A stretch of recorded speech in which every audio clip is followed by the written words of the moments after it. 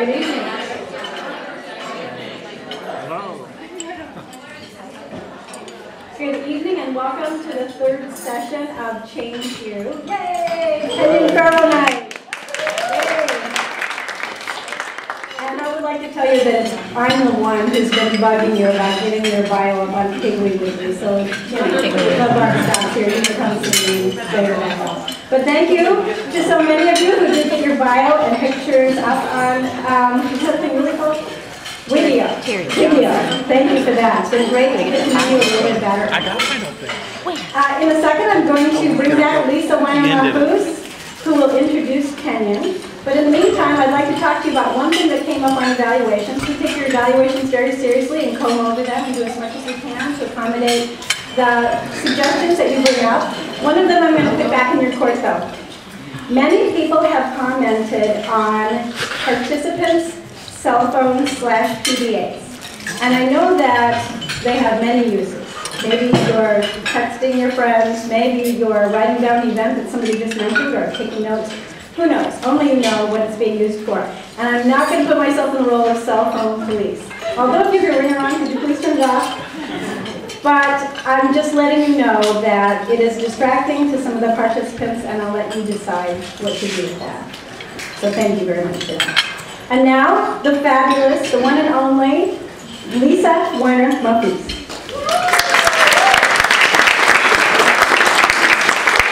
Good evening, everybody. It's nice to be back here with you.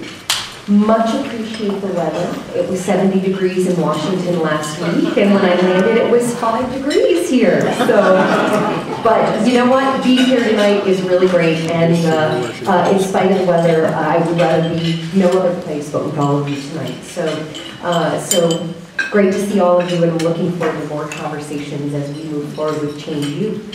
I wanted to actually also raise another thing that came up in the evaluations and tie it to the wisdom of Suzanne Farr and Paulina Hernandez, who were here last month. Several folks on the evaluation have raised the fact that at the last 2 sessions, there have been some statements made about kind of generalizing the kind of political views of the group. We're all either progressive, or we're all Democrats, or we're all support Obama, etc. And one of the things that I think is important beyond the political view piece is that when we do relational organizing, it is important to really get to know each other and to build that kind of trust before making the broad-based statements about who is actually in the room, whether it's their political views or their identity. So a lot of this is a kind of a teaching moment about how do we actually do relational organizing and how do we build the kind of trust to have those broad-based conversations about who is in the room and what their political ideology or their identities are. So just a reminder, and I think it's a good tie to the great training that we had last month. And so very willing to have those conversations with folks on the break or after the training if you have questions about it. In the meantime, I get the honor, the privilege, and the delight of introducing my good friend and comrade Kenyon Farrow, who I love dearly and have learned so much from over the years. And I'm delighted that he's here to actually be in conversation with all of you.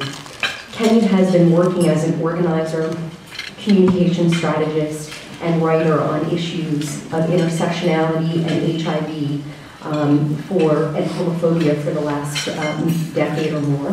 He has recently left his position as as executive director of Queers for Economic Justice, and he is he's a writer, he's a thinker, and he's a public educator and an organizer, and he plays a tremendous role in our movements, really looking at the intersection of all forms of oppression, issues, identities, and communities.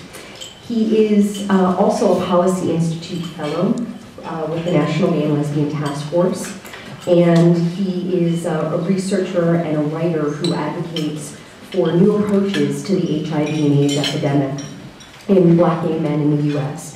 He is also the founding member of FIERCE, which is a fierce, queer youth of color organization in New York. Yes, I know we've talked about Fierce, and he has been the board co-chair for Fierce for Economic Justice, and also has been on board of the critical resistance. Was it board or on the staff? Board of and on the staff of critical resistance, which does prison abolition work. In addition to his political work, he is the co-editor of Letters from Young Activists. I have to apologize. They gave me this bio and it's in 4 points. So I can barely see it, so I'm not really doing a great job with this, because actually what I really want to do is this. Yeah, I might have to. So he is a co-editor of Letters from Young Activists, Today's Rebels Speak Out. And he is, he's also in an upcoming book called The New Queer Agenda by New York University Press. His work has appeared in publications such as Griot.com, Bolerico.com, and AfterElton.com, Utney Reader, Black Commentator, Left Turn, Pause, The Independent, City Limits, and the anthology Spirited, Affirming the Soul of Black, Lesbian, Gay Identity. Redbone Press. Yeah, excellent book. So that actually helped a lot. So again, I'm really pleased to have Kenyon here with us tonight. He's going to do a really wonderful training around the intersection of racial and economic justice, and has a lot of information to impart this evening. So welcome, Kenyon Farrow.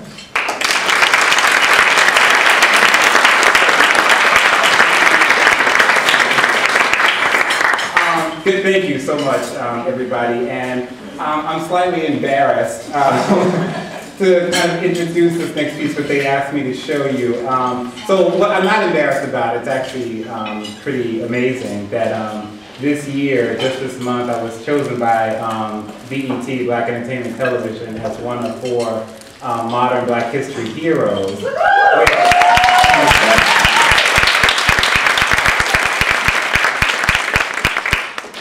Yeah, it was the most shocking email I've gotten in a long time.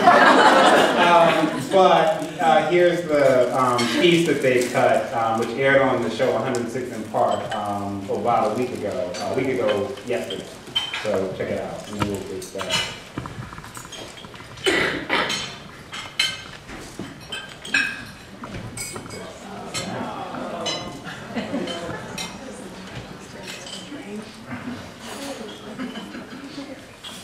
I don't remember what I said, so I can't.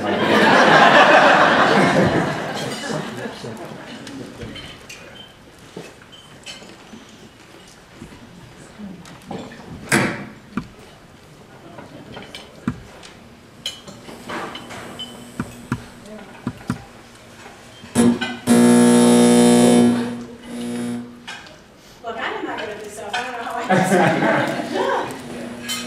Just play the script at this time. Oh no. You know what? You can Google it, or if you go, if you go to my blog and website, which is kenyonfarrow.com, it's up there, so you can check that out some other point. Yeah, so it's going to be a comedy presentation. Yeah, never was it. Okay. This slide. Next slide. Perfect.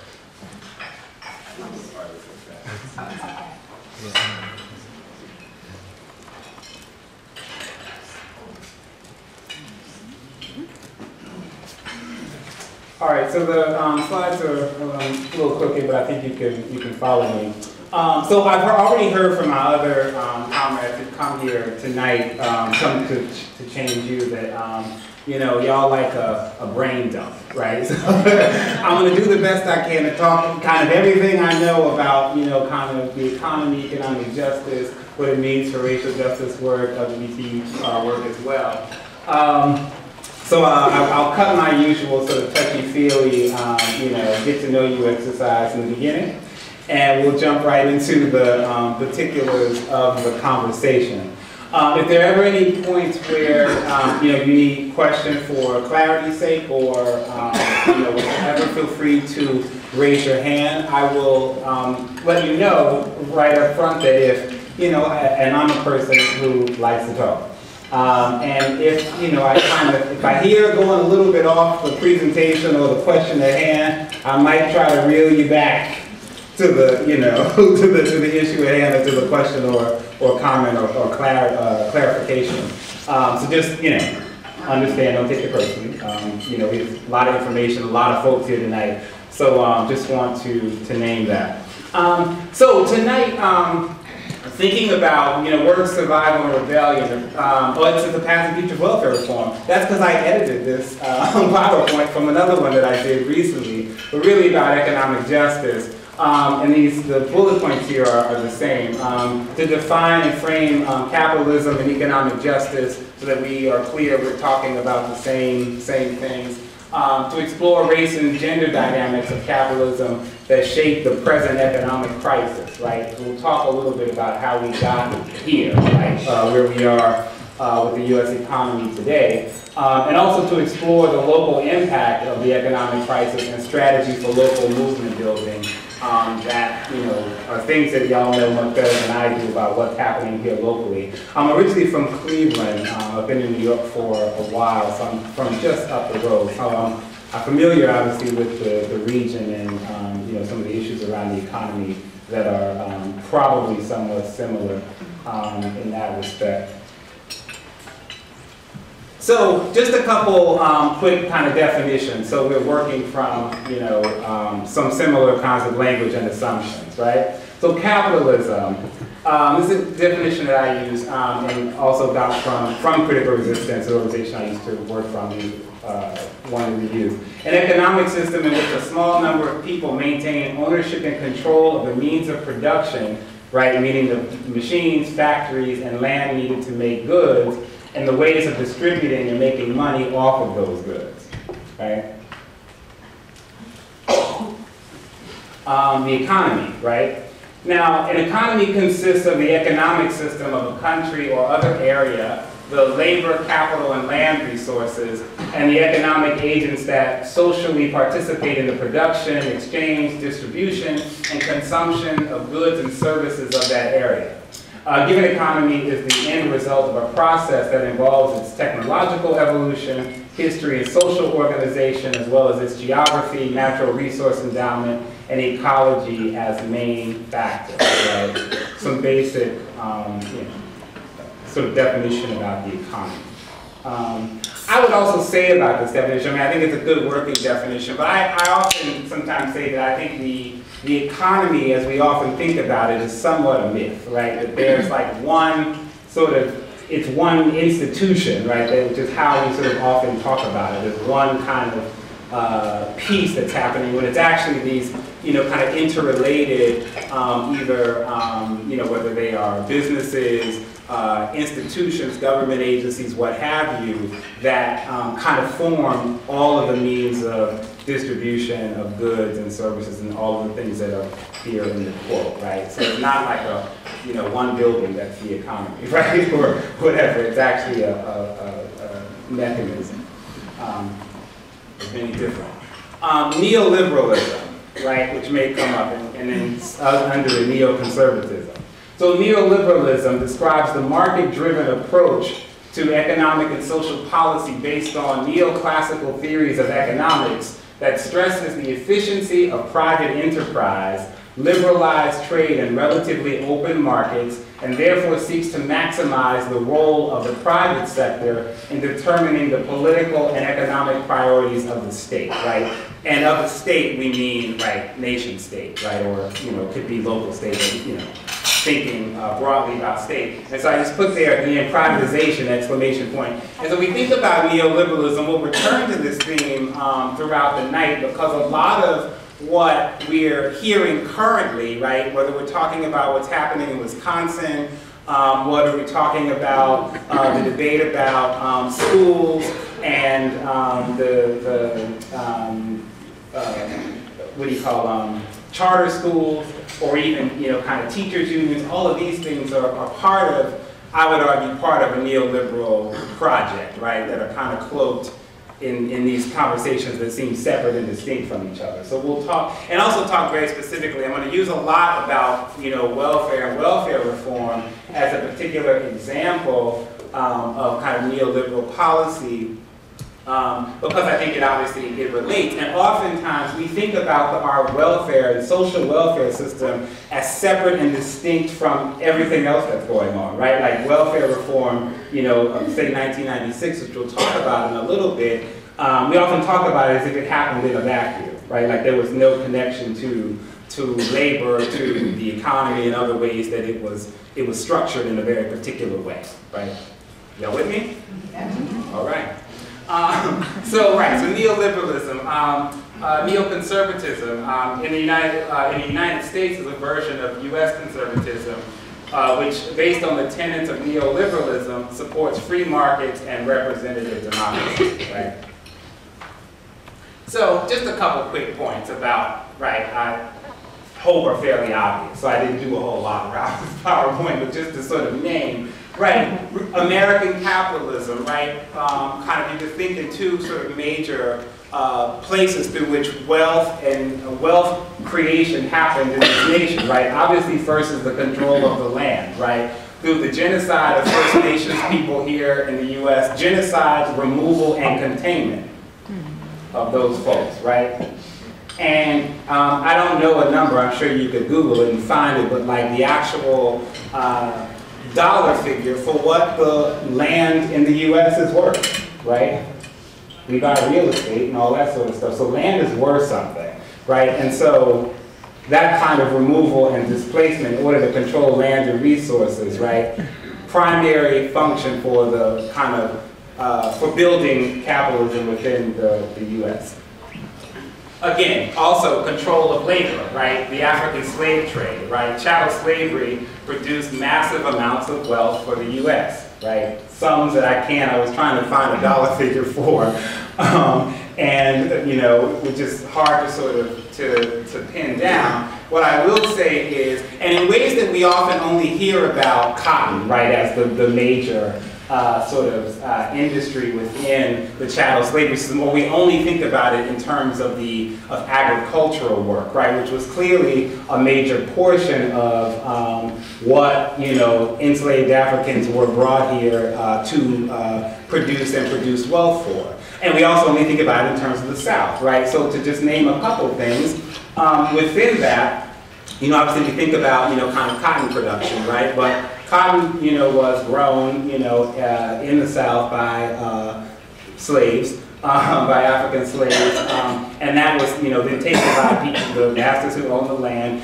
and either shipped to Britain or also shipped to New York City. New York City became the fashion capital because cotton was being shipped to New York City for its, you know, manufacturing in the textile industry.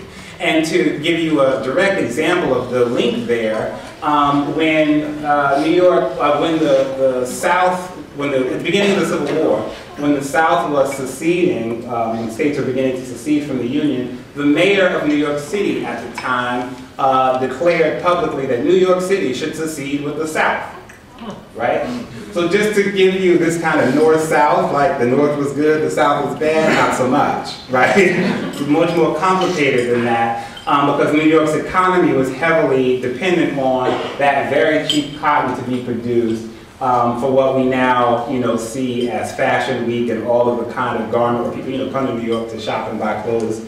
And I, you know, I like fashion too. I'm not trying to say I don't. But you know, that's how that particular industry was rooted in New York City. Rum production in the Caribbean, Molasses made from sugar cane in the Caribbean was initially, we now think of Bacardi being the Puerto Rican and Jamaican rum, Bajan rum, you know, different rum distilleries currently in the Caribbean that produce rum based on the molasses made from sugar cane and then is made into rum. But initially, the New England states, Rhode Island was a major producer of rum, that was all shipped up to the East Coast, and rum was produced initially out of that. So I just want to name those things, Wall Street, was built by African slaves, So the assumption that they just came here to produce agriculture, no, they actually had some technical skills in terms of building and construction that made the physical foundation for Wall Street and what exists in New York City as the Wall Street downtown area.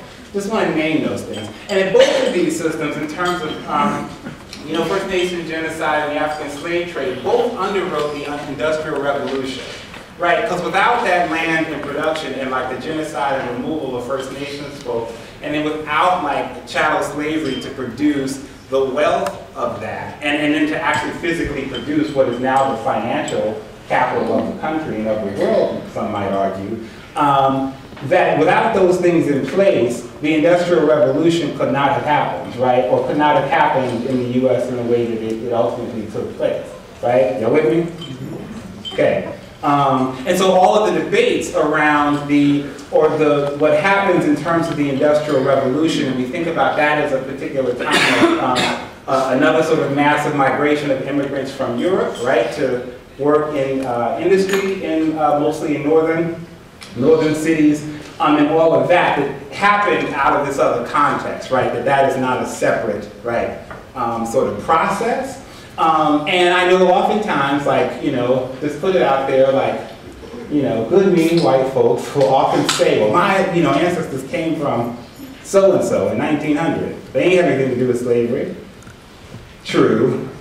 But part of the political process for immigration at that time that made that possible or relevant happened on the backs of that, right? So that's what we're talking about. American capitalism, bring it together. So, right, so to talk about the Industrial Revolution a little bit, and why what we now have in terms of the New Deal and the legislation, when you think about, you hear about the New Deal legislation that happened roughly from, you know, like 1935 to about 1939. Some of the sort of major components of that legislation that is now being fought over in, you know, ways that I think, so thinking about what we're talking about in terms of neoliberalism is an attempt to undo all of this, right, work, right? And I'm going to talk about the specific rhetoric and the politics of how that is playing out now. But, you know, the Social Security Act, right, which within it, you know, included, you know, unemployment, you know, sort of insurance for disability for survivors, you know, essentially widows. So, and within that, some of the sort of institutions and specific benefits that got created. So, the Aid for Families of Dependent Children, AFDC, which became TANF, Temporary Aid for Needy Families in 1996 through welfare reform. Used to be AFDC, Medicaid, Supplemental Security Income, SSD, Disability, and then Medicare, right? The Wagner Act, right, of 1935 was the act that, like, allowed for, or gave federal legislation and language for unions or people the right to collectively bargain, right? This is the conversation about in Wisconsin right now. You know, in a fake debate about, I mean, you're all aware, about how to balance the budget, right, and needing to cut back pensions and all of the sort of social safety net programs guaranteed to workers who work for the state. Somehow or another, in that conversation, like, needing to end the right to collectively bargain became part of what was going to save the Wisconsin's economy, right? Utter bullshit, but you know, but you know, this is the stunt they were trying to pull. Right, the Fair Labor Standards Act, right, which created a maximum, you know, hours for work week, minimum wage, other sorts of protections around labor, right? So one could, so to say too that part of how this happened, right? People think about FDR and the New Deal as that. Sometimes there's also discussion about, you know, the labor movement, right, which was certainly much more kind of active and militant at this point in U.S. history. But there was also, so there was both, you know, FDR and labor and also the, you know, kind of corporate businesses that existed at the time, sort of big business, as they would have called it at that time, was really a kind of a compromise package of legislation. And why would corporations, right, which we now sneer and jeer at, be, you know, supportive in the 1930s of this particular set of legislation? That's the question. To pacify them. Okay, yes, so say that again. There would have been revolution if they did not. Okay, To pacify them. And how so? It's connected to what he said. Right. So I mean, I think part of it was about pacifying them, but also there was an actual economic interest for business to do it, right?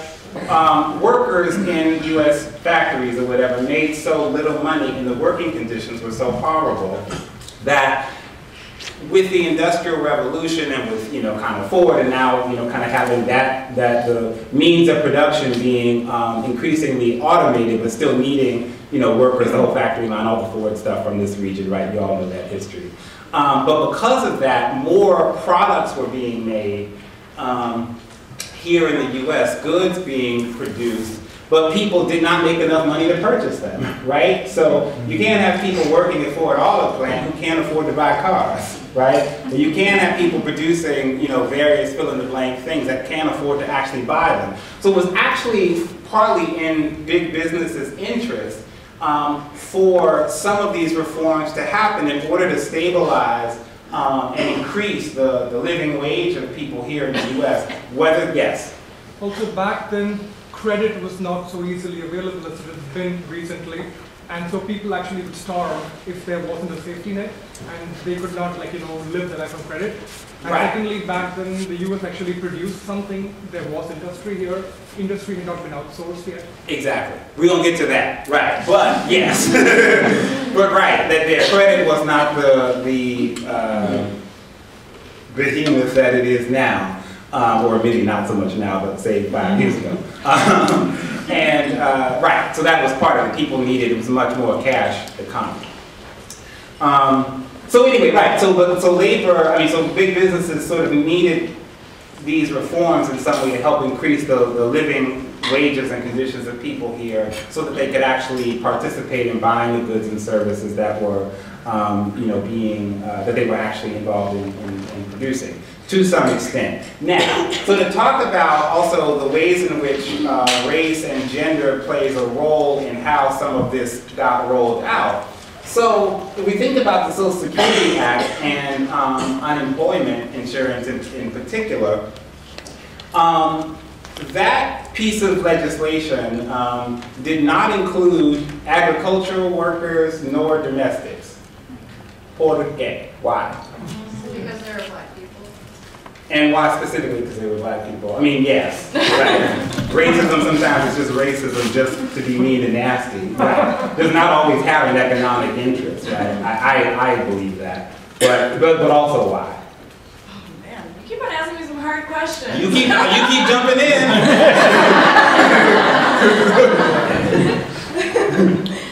Okay. Let's see if I remember my history right. Well, because most people who were in those positions, who are working as domestic servants or agricultural, blah, blah, blah, were people of color. And because back then the Democrats were actually part of the KKK, and it was a compromise deal. That they would have passed this legislation as long as they took care of their needs. And their needs were to continue having modern slavery. Basically. Yeah. Yes. Right. The Southern senators, right, did not want to include black workers who mostly worked as domestics and agricultural workers in this legislation because they wanted to ensure that that labor was still as cheap as possible, even post-slavery, so that people would be forced to work under those conditions without any kind of safety net, right? For if they fired somebody, so be it, whatever. That's part of how a lot of this rolled out, yes. And those are all segments of the economy that were not unionized, and the unions frankly didn't care about them. They couldn't be unionized because they were unskilled. Mm-hmm. In theory, they were unskilled. Or They were perceived as unskilled by unions. Right, they were perceived as unskilled, but domestic work and agricultural work takes a whole lot of skill. And in fact, they, and actually, sort of a part of the kind of American slave trade, the African slave trade that's not really told very much or discussed, but particular ethnic groups of people were targeted for their specific expertise. Like the reason why they imported a lot of Africans from Sierra Leone and Liberia, what is currently Sierra Leone and Liberia, right, but from the Mende tribe and other ethnic groups along the coast who ended up in the Carolinas was because they could grow rice and indigo to dye clothes. They already knew how to do that shit, right? Africans were already growing cotton, right? That was happening in Africa, right? I mean, West Africans in particular are very well known to be able to produce textiles like nobody's business, right? They make some beautiful cloth and clothes and dyes. They had that skill. They, like I said, rice, indigo, those kind of things were already being done. And so even though, you know, a lot of that kind of specific history has like been sort of lost, but there was particularities to why they chose different groups and where they kind of placed them. Right, irrelevant to the economy. Right. Also, all those reasons. Right. So, but to say, yeah, absolutely that you know that all so to say all those things are true. So I want to talk a little bit about you know the new right. So I know I'm kind of jumping through these different sort of points in history pretty quickly, but it'll hopefully all come together as we move it forward. But this is important because, as I said a second ago, when, you know, not too long after the sort of New Deal, you know, was put into place, you know, new, sort of newly emerging conservative thinking started to sort of congeal around kind of ways to undermine it, right? And a lot of what, you know, we call now the sort of neoconservative movement was, you know, kind of, people think about the sort of early period in the 1950s as the new right. Right, so just here's some thoughts about kind of what the new right and kind of neoconservatism kind of framework is. So right, they see the family as the cornerstone of society, right? We still hear people say that, right? We hear, you know, Republican senators and people say that all the time, as if it's true, right? And it's okay. You know, it's one construction of the way the world is constructed. But they say it as if it is, you know, fact, biblical fact, in fact. They see the traditional family as in a state of deterioration. So there's been this constant panic since the 1950s, which we now kind of, or some people, idealize as the ideal sort of time when families were done, or men were men and women were women, right? All that kind of foolishness. But so there's been this sort of, you know, alarmist, the family is in a state of deterioration, right? And if the family is the cornerstone of American society, then America is in a state of deterioration, by logic, right? That's been the framework. And because of that, what they have also done is to blame poverty, quote-unquote crime, and other structural problems as representative of the decline of the nuclear family, right? One of the reasons why social, and I'll go and say out of the nuclear family, you know, we talk about out of wedlock births, right? And those things are the fault of the individual and are not actually about structural inequalities, right? So to say, right, so we still hear this, there's this focus, you know, you hear this from good liberals too, that there's, you know, so many out of wedlock births. And, well, what does that mean? Like, and who cares, right? Why does that matter? And they'll argue that it matters because that means that children grow up, quote unquote, without a father, quote unquote, in poverty. Well, they only grow up in poverty because we live in an economic system where child rearing isn't given very much support economically. That's a construction. There's no reason for that other than that's the way somebody decided money and capital would flow, right? Number one. And number two, even with jobs as they exist, right, that raising children on one salary is very, very hard, right? And nearly impossible, right, in some respects, right? Raising certainly multiple children. And so that's the only reason that out of wedlock births matter in a kind of, in an economic structure. Now they see, you know, marriage, right, as a kind of natural institution that every man and woman, and only man and woman, should be involved in, and that that will sort of solve all the kind of problems, right? They also believe that, you know, the state essentially is only responsible for quote-unquote security and defense, right? And all of their social programs or all sort of social needs are better handled by either the family or by the capitalist market, right? And we've heard that debate in the healthcare reform debate about the market, right? Government can't run healthcare better than the market, Government shouldn't be telling your family how to, take care of itself or interfering between the family and the patient. I mean, that was the narrative, right? So you see this connection between like the nuclear patriarchal family structure and the economy, capitalism, and social programs, and the way in which like that rhetoric is being constructed for the last 50 years, right?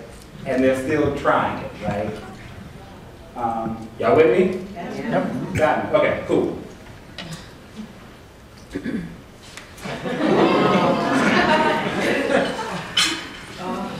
So here's some kind of political history of like how all this actually started to play out politically, right? So, good old Ronnie. Or maybe some of you believe it, I'm just joking. But Ronald Reagan, who, I said this earlier, people were celebrating his centennial birthday a few weeks ago. I was not one of them. But he said this quote in 1971. Here in California, nearly 1 million children are growing up in the stultifying, I don't even know what that word means, but stultifying atmosphere of programs that reward people for not working. Programs that separate families and doom these children to repeat the cycle in their own adulthood. Doom, doom, doom, doom, right? So Ronald Reagan was giving this quote all right, so I'll come back to it. So Ronald Reagan was giving this quote in the context of Richard Nixon, who was then president. The Nixon administration was going to create a bigger pot of money for AFDC, right? So for welfare. And the way welfare was constructed as an entitlement, like unemployment insurance and what have you. And by entitlement, what we mean is no matter how many people in the country, no matter what the situation is, if you find yourself in that situation and meet the sort of economic requirements, you are supposed to be entitled to get said benefit, right? Welfare reform changed all of that, in case you hadn't heard, right? So welfare reform, we'll talk about a little bit about this later, but I'll just say now, was the first and currently sort of only of the New Deal entitlements that was completely dismantled, right? And we're on a train to dismantle the rest, but I'll come back to that, yes. Another weapon that was invented during the Reagan era was the model minority stereotype. And so the idea was there were some minorities who were the right kind of minorities who came to America and worked hard and achieved the American dream, and then there were the other minorities who wanted a free ride. Yes, and we, remind me of that in about 5 minutes when we talk about Daniel Patrick Moynihan. Right now. Because I had left something out of this presentation, but I know it's relevant to that point. So anyway, so Ronald Reagan, like I said, the Nixon administration was putting more money into welfare to increase the amount of money that poor women with children could get. Ronald Reagan fought that, right? Both of them Republicans. He, as the state governor of California, was fighting that free money from the federal government to increase people's welfare benefits. And so this, was a quote in his, kind of pushback against that, right? So we start to see this whole conversation about, rewarding people who aren't working or aren't like quote unquote productive citizens, right? We'll kind of get to how that plays out as well, and doom these children to repeat the cycle, blah, blah, blah. And so Ronald Reagan actually, the compromise between he and Nixon was that Ronald Reagan got to create what legally in California became the California Welfare Reform Act, which predated the Federal Welfare Reform Act by 25 years. And why is that significant? Because what that Welfare Reform Act did was create the first workfare program, which is what the National Welfare Reform Act was based upon. And it took 25 years to move it into national policy, but you gotta give it to the conservatives. Damn, they're persistent. So Right, that's that, this is the neoliberal framework, right? It's part of the reason why that quote is important. I also include good old Daniel Patrick Moynihan in this quote, because we also see it's not as though Democrats are not also kind of implicated in similar kinds of neoliberal politics, policy, and actual thinking. So this is from the infamous Moynihan Report, right, which is actually called The Negro Family, the Case for National Action, right? So that report in 1965 stated, so 6 years before the Reagan quote, the policy of the United States is to bring the Negro American to full and equal sharing in the responsibilities and rewards of citizenship.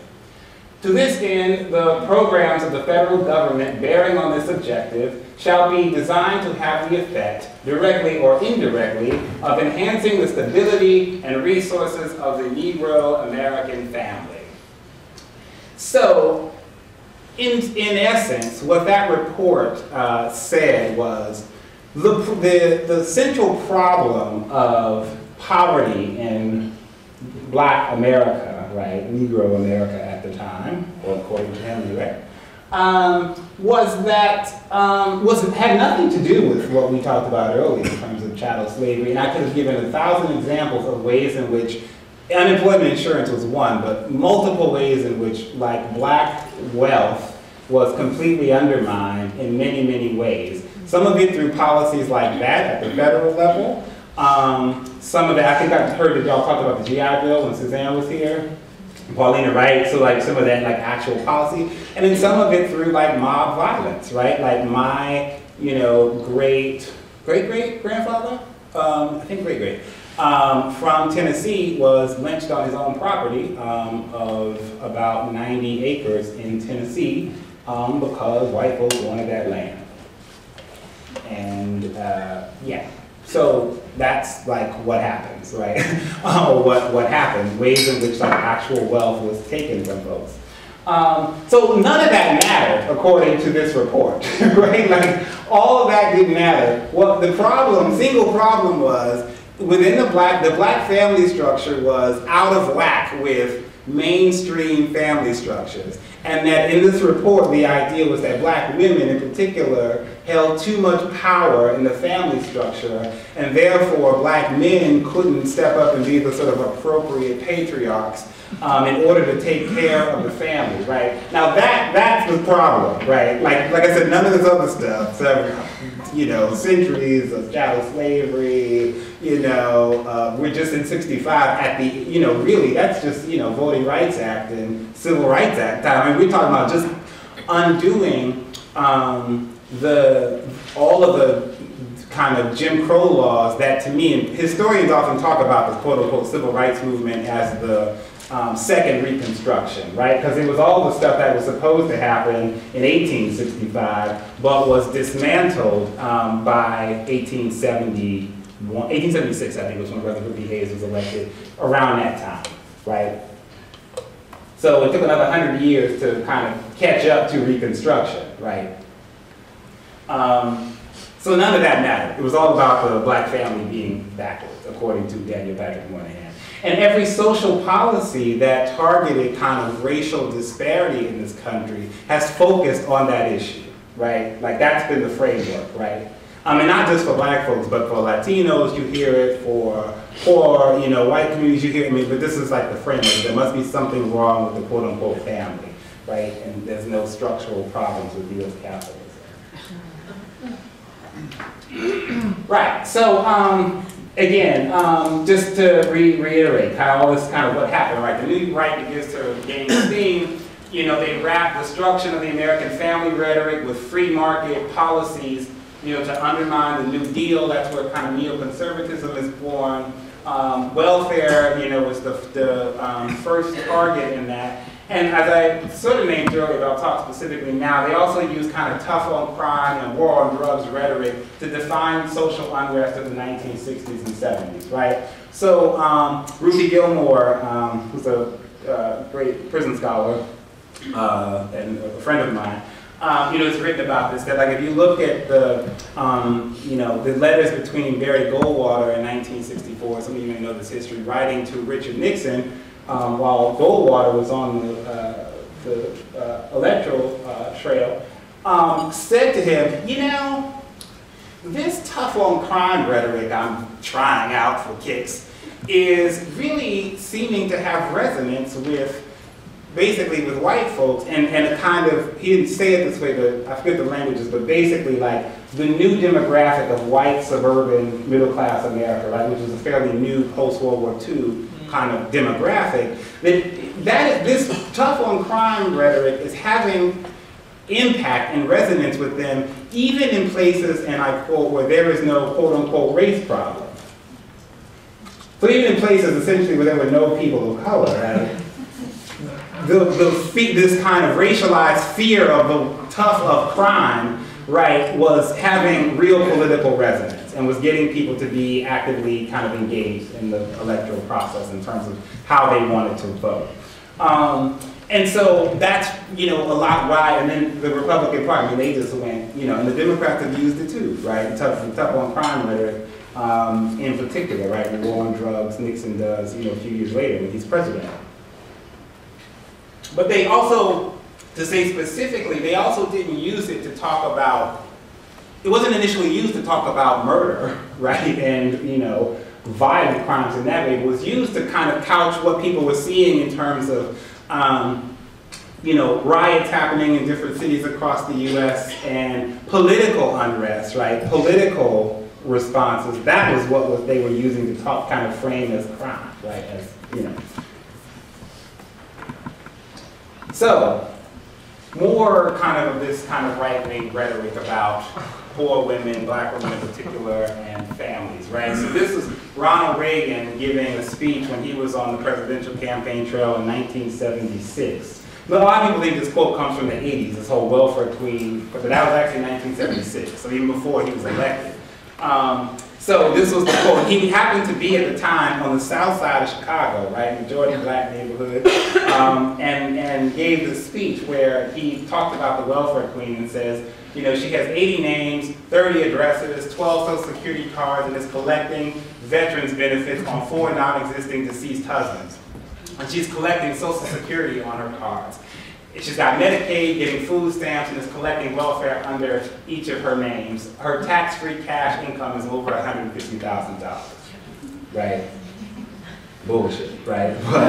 But was the kind of political rhetoric around New Deal welfare policy targeted at, you know, black women, and particularly used it to, you know, kind of undermine and create this whole narrative around welfare fraud, which we still hear, right, periodically.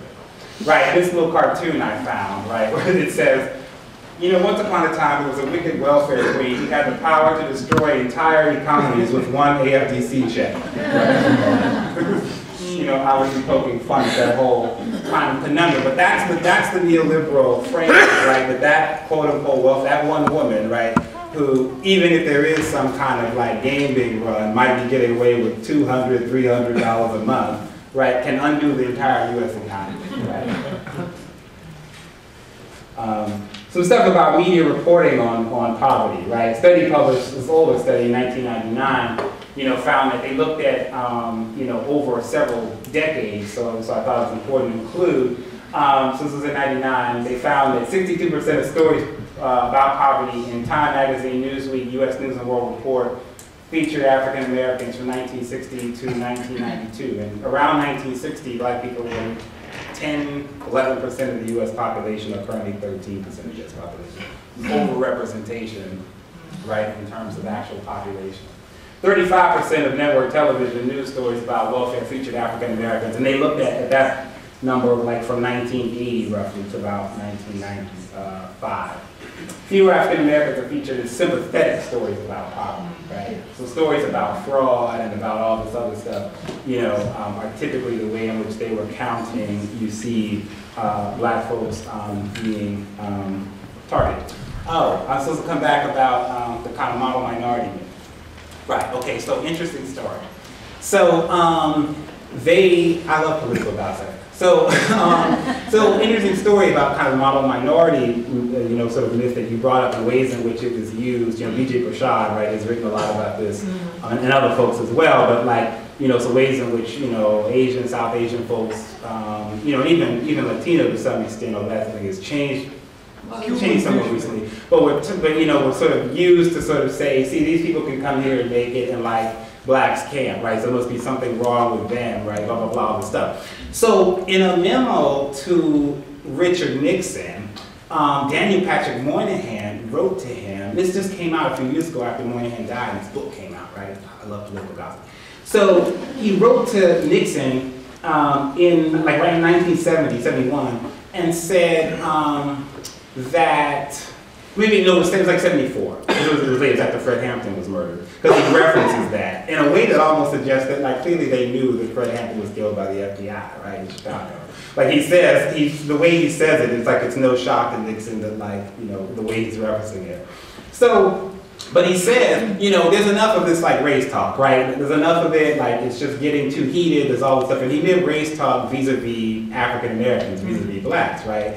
That there's too much kind of violence and contention going on in the country, blah, blah, blah. Maybe we should focus on, he says, Puerto Ricans, Mexicans, and Indians, I think, are the three groups. And maybe we can talk about kind of racial disparity around those groups in ways that are not so, that don't kind of rile up the, kind of white American electorate. And we can kind of then not pay sort of black concerns about, like, reparations or racial redress, or even Native, First Nations folks for that matter. Like, we don't really have to pay that any mind. So part of how that begins to kind of formulate is a total strategy. I see a hand. Oh, okay, sorry.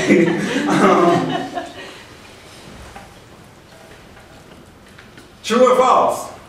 Little quiz.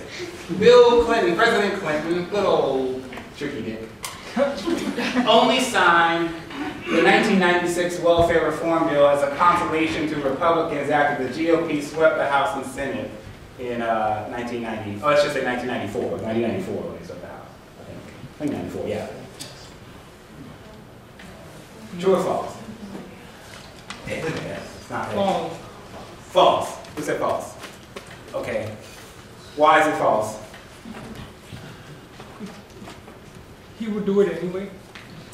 Well, yeah. That's part of it, but he'd do it anyway. I love that answer. But he actually promised it. It's false because he actually promised in 1992 during his Democratic nomination acceptance speech to end welfare as we know it, right? So that also is part of the myth of Bill Clinton that's been created, that he only did welfare reform as a concession to the Republicans after getting beat in 1994 when they took over the House and Senate. He said in his speech, after saying something blah, blah, blah, end welfare as we know it, thunderous applause. You can watch it on YouTube, actually. The whole speech is there. We will say to those on welfare, you will have and you deserve the opportunity through training and education, through child care and medical coverage, to liberate yourself. Again, thunderous applause. But then, when you can, you must work because welfare should be a second chance, not a way of life, right? Same rhetoric, right, from Ronald Reagan, right? No different, really. Interestingly, if you go back to the picture of President Clinton signing, who's standing right next to him. Exactly. I chose that picture for a reason. Thanks for noticing.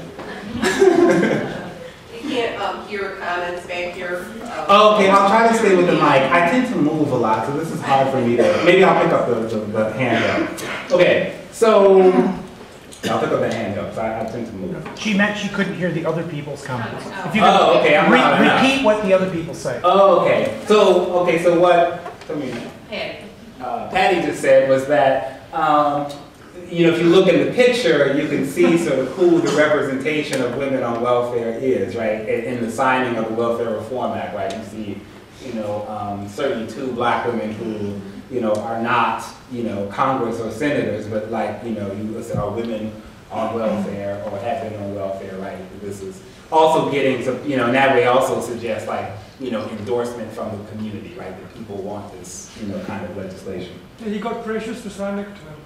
Say it again? He got Precious to stand next to him right there. Oh, stop.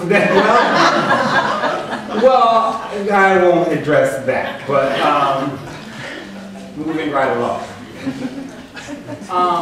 But well, let me say this. I think that there's something to be said for the ways in which body type and weight also play into kind of racial fears, right, and racial rhetoric, right? So even like kind of thinking about, you know, pressures and how people, you know, a certain kind of disgust people have for people who are overweight, particularly women, particularly black women, right, and all of that, right? So I would just kind of be thinking about that when we say things in jest. Right, so anyway, Bill Clinton.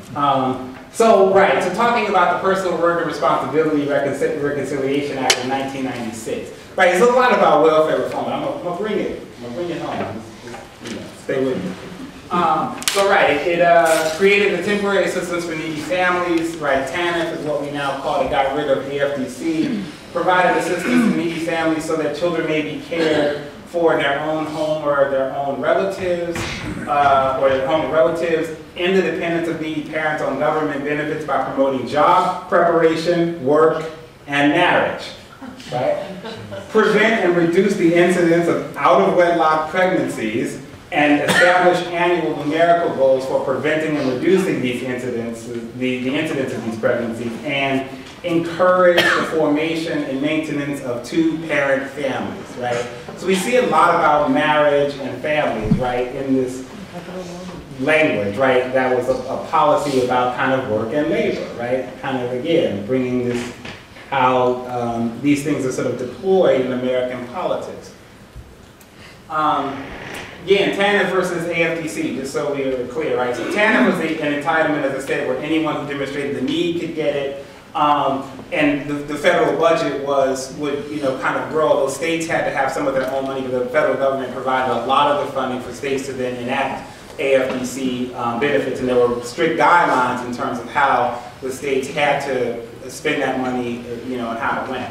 With TANF, demonstrated need is not enough, and there is not a federal entitlement, right? So TANF, the budget for TANF is actually fixed, right? And I think it's actually been fixed at the same dollar figure since 1996.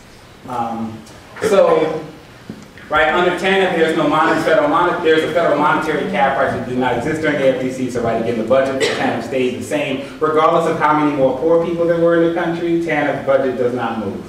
I won't read the rest of that, but states bear much more of the responsibility to fund TANF, and although they have much more flexibility with how to spend the money, and what restrictions they can put on eligibility. Many states implemented a family cap on the number of children one can collect TANF assistance on. TANF has a limit of 5 years, where AFDC did not. TANF created work requirements to receive benefits. And many states use the goal of marriage promotion in the TANF legislation to require TANF recipients to identify paternity or maternity, but mostly paternity of children in order to get benefits, right? And it also increased child support enforcement, right? So it created, what a lot of folks who do TANF work, have said over the years, within that legislation, it created an adversarial relationship between the biological mother and father of children in those situations, because despite whatever we might have worked out a relationship, right? If you're in a poor community, if you need TANF, first of all, the father of those children probably isn't too far away from poverty and probably is poor himself, right? He probably does not have, sustainable employment, and may or may not have some kind of deal worked out with however they choose to take up child care, however that plays out for them. Instead, the state is going to determine that, and if you don't pay, it's going to become criminalized, right? Or if you get picked up on,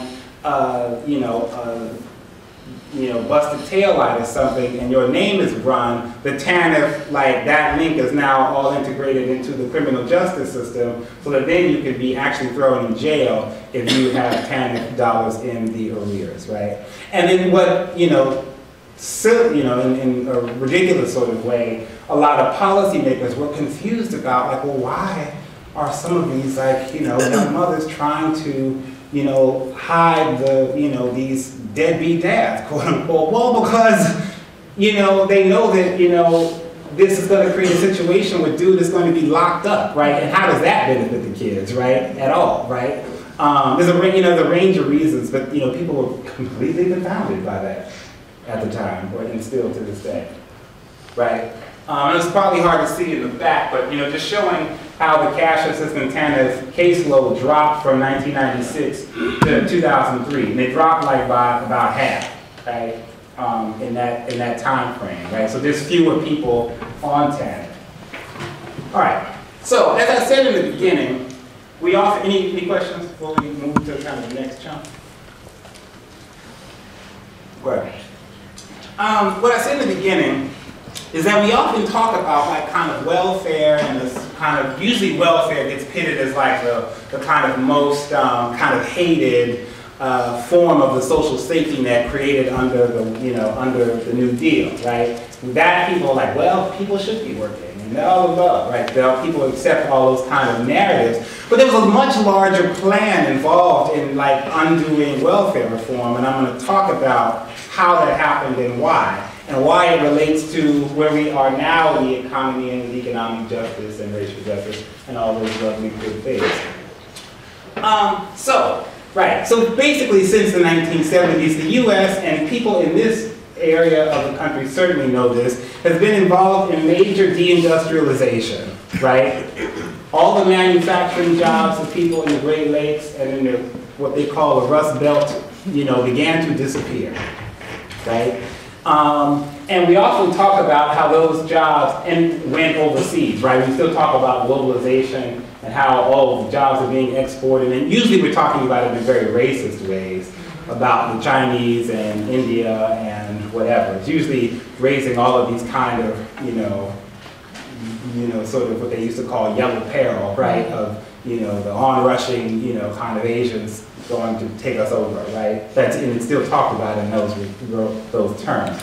But those jobs being exported out of the country, right, as partly a way for capital to undermine labor, right, and to deunionize, right? So if you just move the job from Detroit or Flint or Cleveland or Grand Rapids or whatever to Ho Chi Minh City to wherever, you can pay people like not even half of what people got paid here.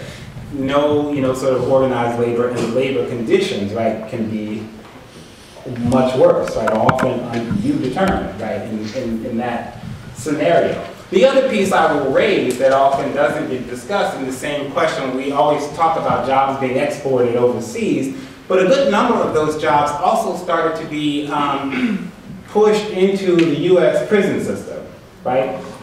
Which has always been a part of the U.S. prison system, right? That, like, manual, especially post 1865, the abolition, and I mentioned this earlier, but if you look at the 13th Amendment, which abolished slavery, it basically says that we're abolishing slavery except for people who are in prison. That's the language. And if you read the congressional record at the time, there was a literal debate, right, in the U.S. Congress about what to do with these, at that point, 4 million free blacks roaming around the country. The Southern senators were not happy. Their economy was totally busted.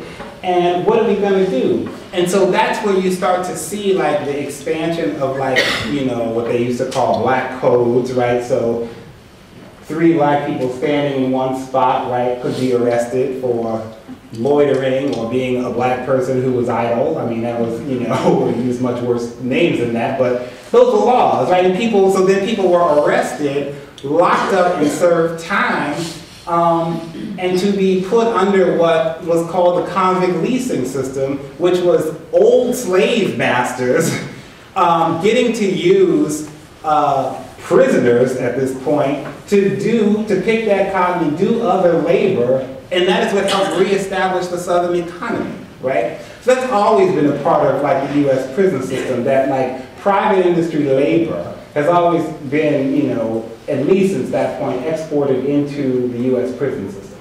But we know about the chain gangs from the 1930s and all that kind of stuff. You can still go down south. I go down south quite a bit. I love the South. But you know, I've driven through Arkansas and you still see black men picking cotton under armed guard in black and white striped prison suits. And it's very common. You drive down any highway, and particularly, I've seen it a lot in Arkansas, but I've seen it in other states, right? Still picking cotton. I mean, like literally. But also other jobs. Honda Auto Parts in Ohio, made in Ohio prisons, or some level of manufacturing.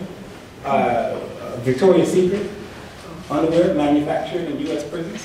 The federal government has a agency called Unicor, which is basically where federal employees order office supplies, desks, and chalkboards and whatever else things for federal.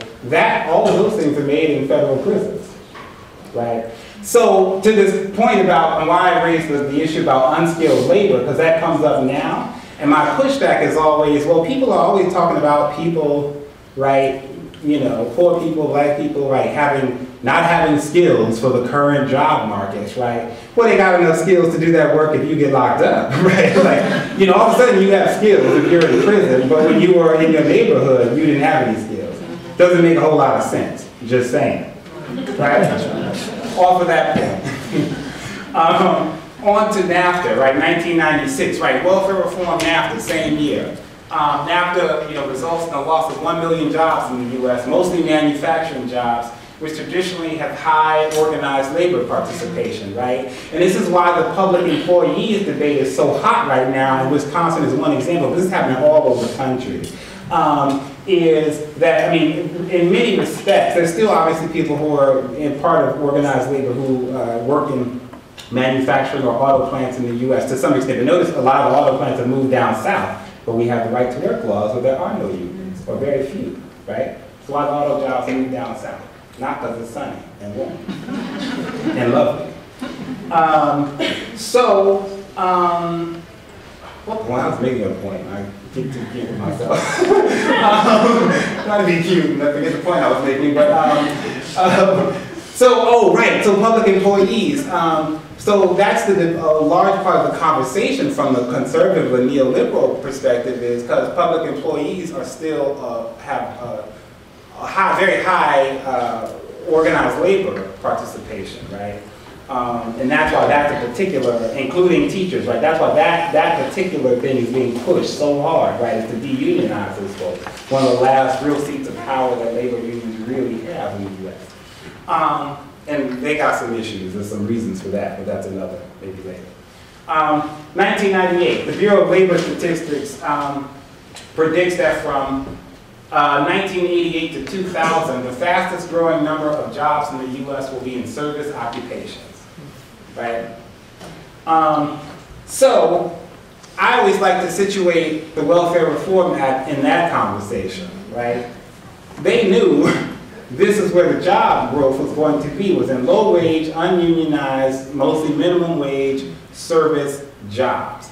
That's where the jobs are in the U.S., right? And so how do you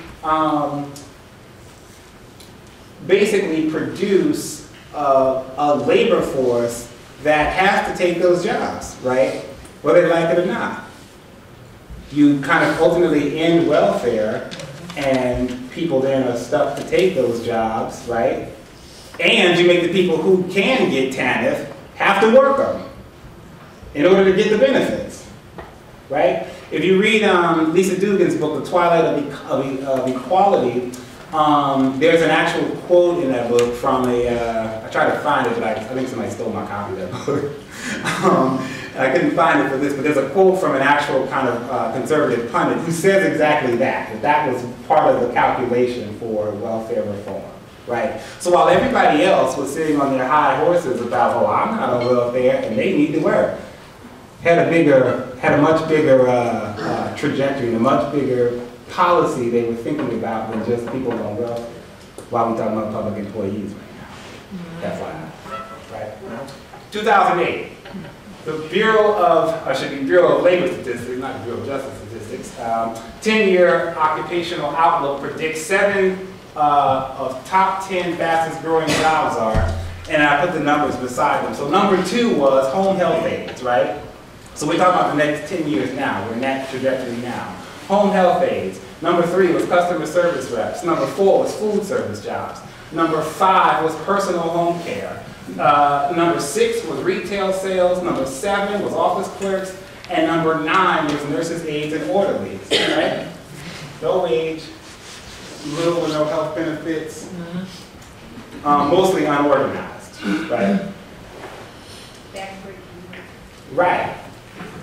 Do you think that's what's driving, I mean, you can't go to TV without every commercial being a Sanford Brown and all these nurses, aides, those, I don't know what they call those, in the schools where you can, it just seems odd that now that we see those nonstop.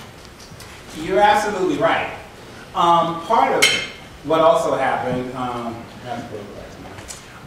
yeah, you're absolutely right. So this is why you see so many of those corporate universities crop up. And if you look at those commercials, they're clearly targeting working class people and people who are unemployed. They come on in the middle of the day, right? You know, during Jerry Springer, during, you know, divorce court and whatever else is on in the middle of the day. And, you know, and you see the type of people that they use, you know, they're very much going after kind of poor, working class folks, right, to, go to those schools for, yeah, nurses, aides, and a range of those kind of jobs. You're absolutely right.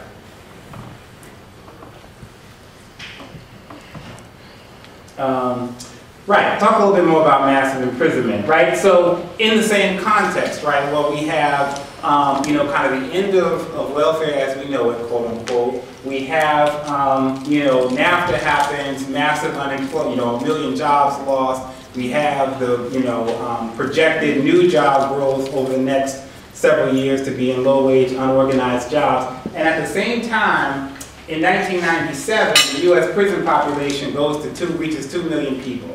Now, to give you a comparison, in 1970, the prison population was about 300,000. By 1980, it was about 380,000. By 1990, it was 775,000. 7 years later, it was 2 million. And we're now at about 2.3. That's just prisons. We're not talking about people under parole, probation, house arrest, some other form of kind of state penal control, right? And that's about 7.5 million people total, under some form of that, either directly locked up or under some form of control in that respect, right? I said, you know, earlier this morning, right? So the U.S. is also 5% of the world's population, but we have 25% of the world's prisoners, right? Half of those are people of African descent. 70% of them are people of color broadly, right? Yes. I don't remember the name of the movie. I think some of you might have seen it, American Violet. Like at the end of the movie, it's like 97% of the people in prisons today took plea deals. They actually didn't go to trial and were not judged by a judge or a jury of their peers. They actually made a deal because of what they were facing. I think that's just a staggering statistic. So yeah, I mean, so many people take plea deals. I mean, I know people who have taken and who were encouraged by their, you know, public defender to just take the plea deal. One example, black trans woman I know in New York City's transgender, worked for an HIV prevention organization, did outreach in, you know, the West Village where lots of black and brown queer folks hang out, and was arrested for prostitution, quote unquote, right? And she's, you know, and they said, well, you have, despite having her, they give their outreach workers work badges to avoid them being arrested for solicitation. She had a work badge and whatever, they didn't care, they arrested her for prostitution. And she, when she was locked up, was, yeah, once she saw a public defender, they just said, oh, you know, just, you know, plead guilty because, you know, you don't have any other record and, you know, it'll just be easier and what have you. So people are encouraged to all the time. And it's not to just like shit on public defenders because like they're just given an impossible job with like no resources and like too many cases. And if you're in a state like Louisiana where the funding for indigent defense, quote unquote, comes from I think it's like parking tickets and whatnot. So there's actually no budget created by the city of New Orleans for indigent defense. It's just based on whatever they collect in some portion of the, like, you know, parking tickets and parking meters and that kind of thing. So you're screwed. And many immigrants of color are forced into plea deals by public defenders who don't know that automatically makes them eligible for deportation. Right. And they didn't get into deportation proceedings for like minor drug offenses and so on. Right, yeah, and a good chunk of, not all, but a good chunk of deportation proceedings are criminal, around usually petty drug offenses. Like when you look at the data around deportations in the U.S., and even during the quote-unquote war on terror, most of the deportations are Mexican immigrants. But a huge number of deportations, and the ones that are targeted for, you know, usually petty drug, are from Dominican Republic, Jamaica, essentially black and brown countries, who are already policed and surveilled in those ways anyway, right? Like, so they end up suffering the same kind of criminal stuff under war on drug stuff that African Americans who are citizens do. Yeah, absolutely. So, right, more prison data. While only 7% of prisoners are women, the women's prison population has grown 600% since 1980 and continues to rise. Black females are 8 times more likely, Latina females are 4 times more likely to be in prison than white females. Most states made or implemented partial or lifetime bans on TANF or other forms of public assistance if convicted of a felony drug conviction. Between 1996 and 1999, more than 92,000 women were affected by their lifetime welfare ban. 48% of these women were African American or Latino. Right? Yes. Can you talk a little bit about, you know, you were talking before about just, you know, the prisons and individuals, you know, taking labor out of those back, you know, in our U.S. history, but now with so much going back to labor too, where prisons are wanting, you know, governments are wanting more to privatize them and to outsource it.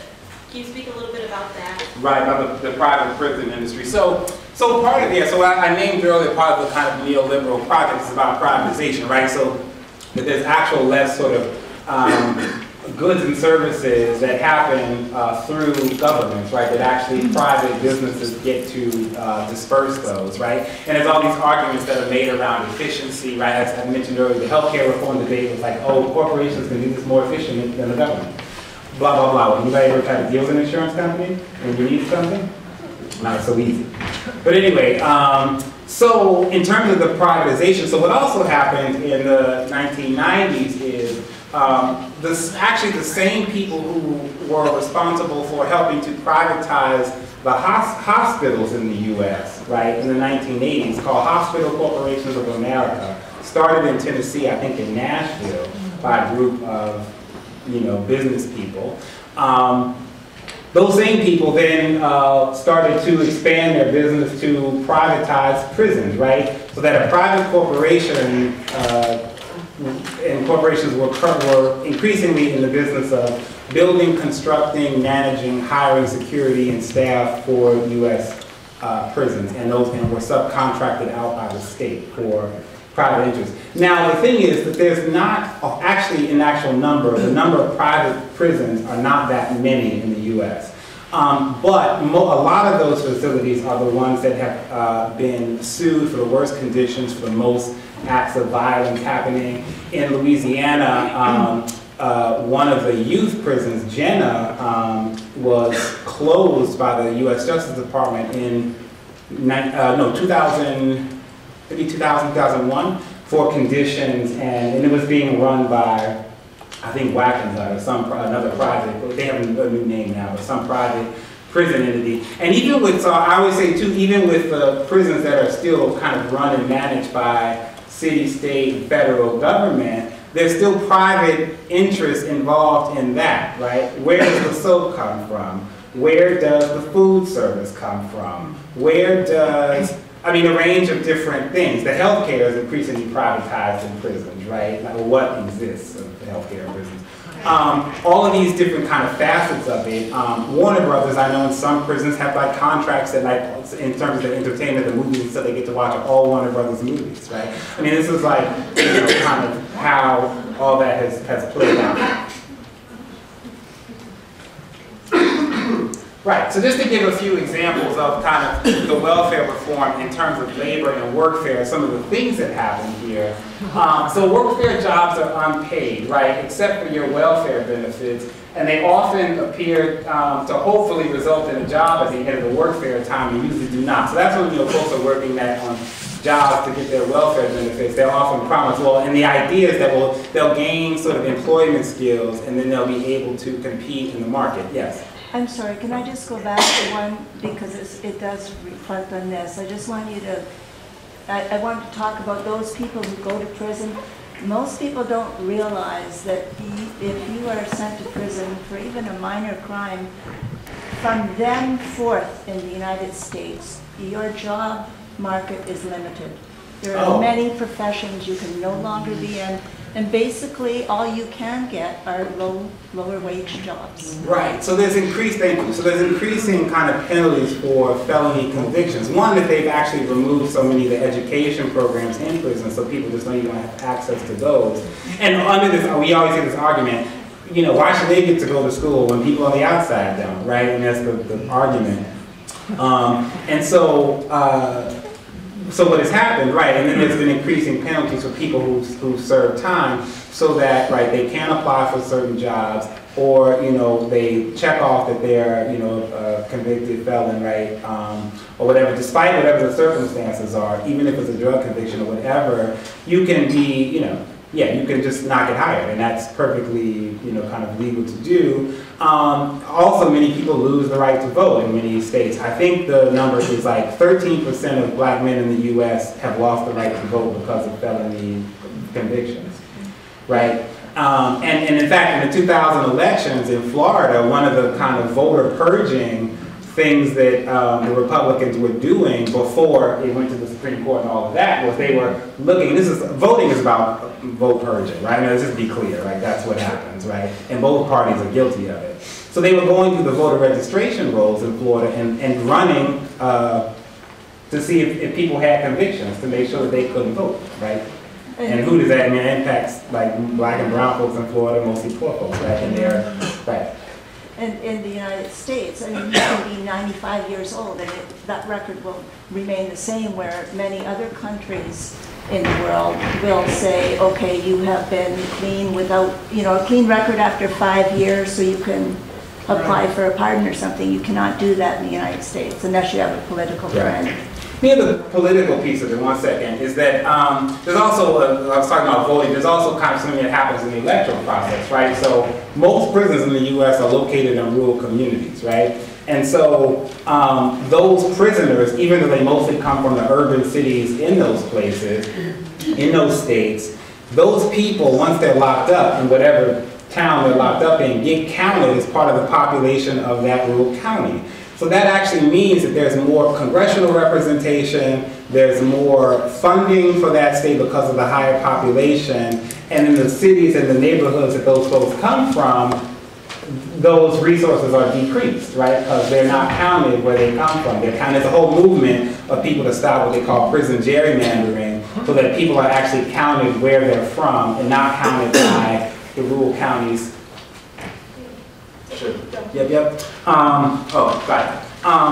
So there's a whole movement to sort of kind of change the way that works, right? And it's not to, like, you know, be shady against like rural America, but what happened in the 1980s and 90s was a lot of, while major prison construction was happening in the U.S., lots of towns were sold the idea of having a prison there because it would increase their tax base. It would do all of the create jobs in terms of security guards and whatnot. And if you live in a place where, like I said, a lot of the kind of manufacturing jobs, or the even, you know, people are farming less, more kind of corporations are taking all of the farming away from individual farmers, then the prison was seen as the best solution. So many places, you know, took on those prisons with hopes that they would kind of boom their economy, and that didn't happen, right? for lots of reasons. So, right, so those are some of the kind of implications, right, in terms of, you know, race, class, electoral politics, whatever, on like the kind of the prison system in the US. So what I'm gonna do is stop here and let folks take a break, right? I need a break, I've been talking for a minute, and I just got the note to give y'all one. And I was like, oh good, I'm all good.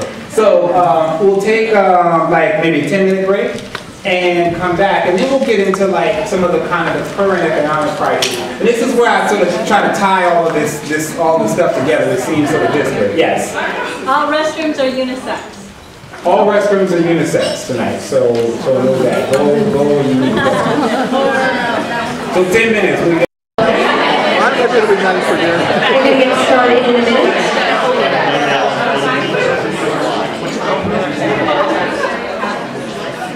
But he did declare that a week off. All right. But it's a terrible day. So he said he would never. You can take your seats. We're going to get started. The joys and wonders of technology. All right. Here we go. Perfect. So I'm excited. Y'all actually like want this presentation. So yeah, you'll get it. And I'll also make sure you get, I have like a kind of just a, you know, some sort of books that have, you know, been useful in thinking about this stuff that are pretty accessible. And then like a kind of glossary of terms that will maybe be useful as well. So you'll get all those.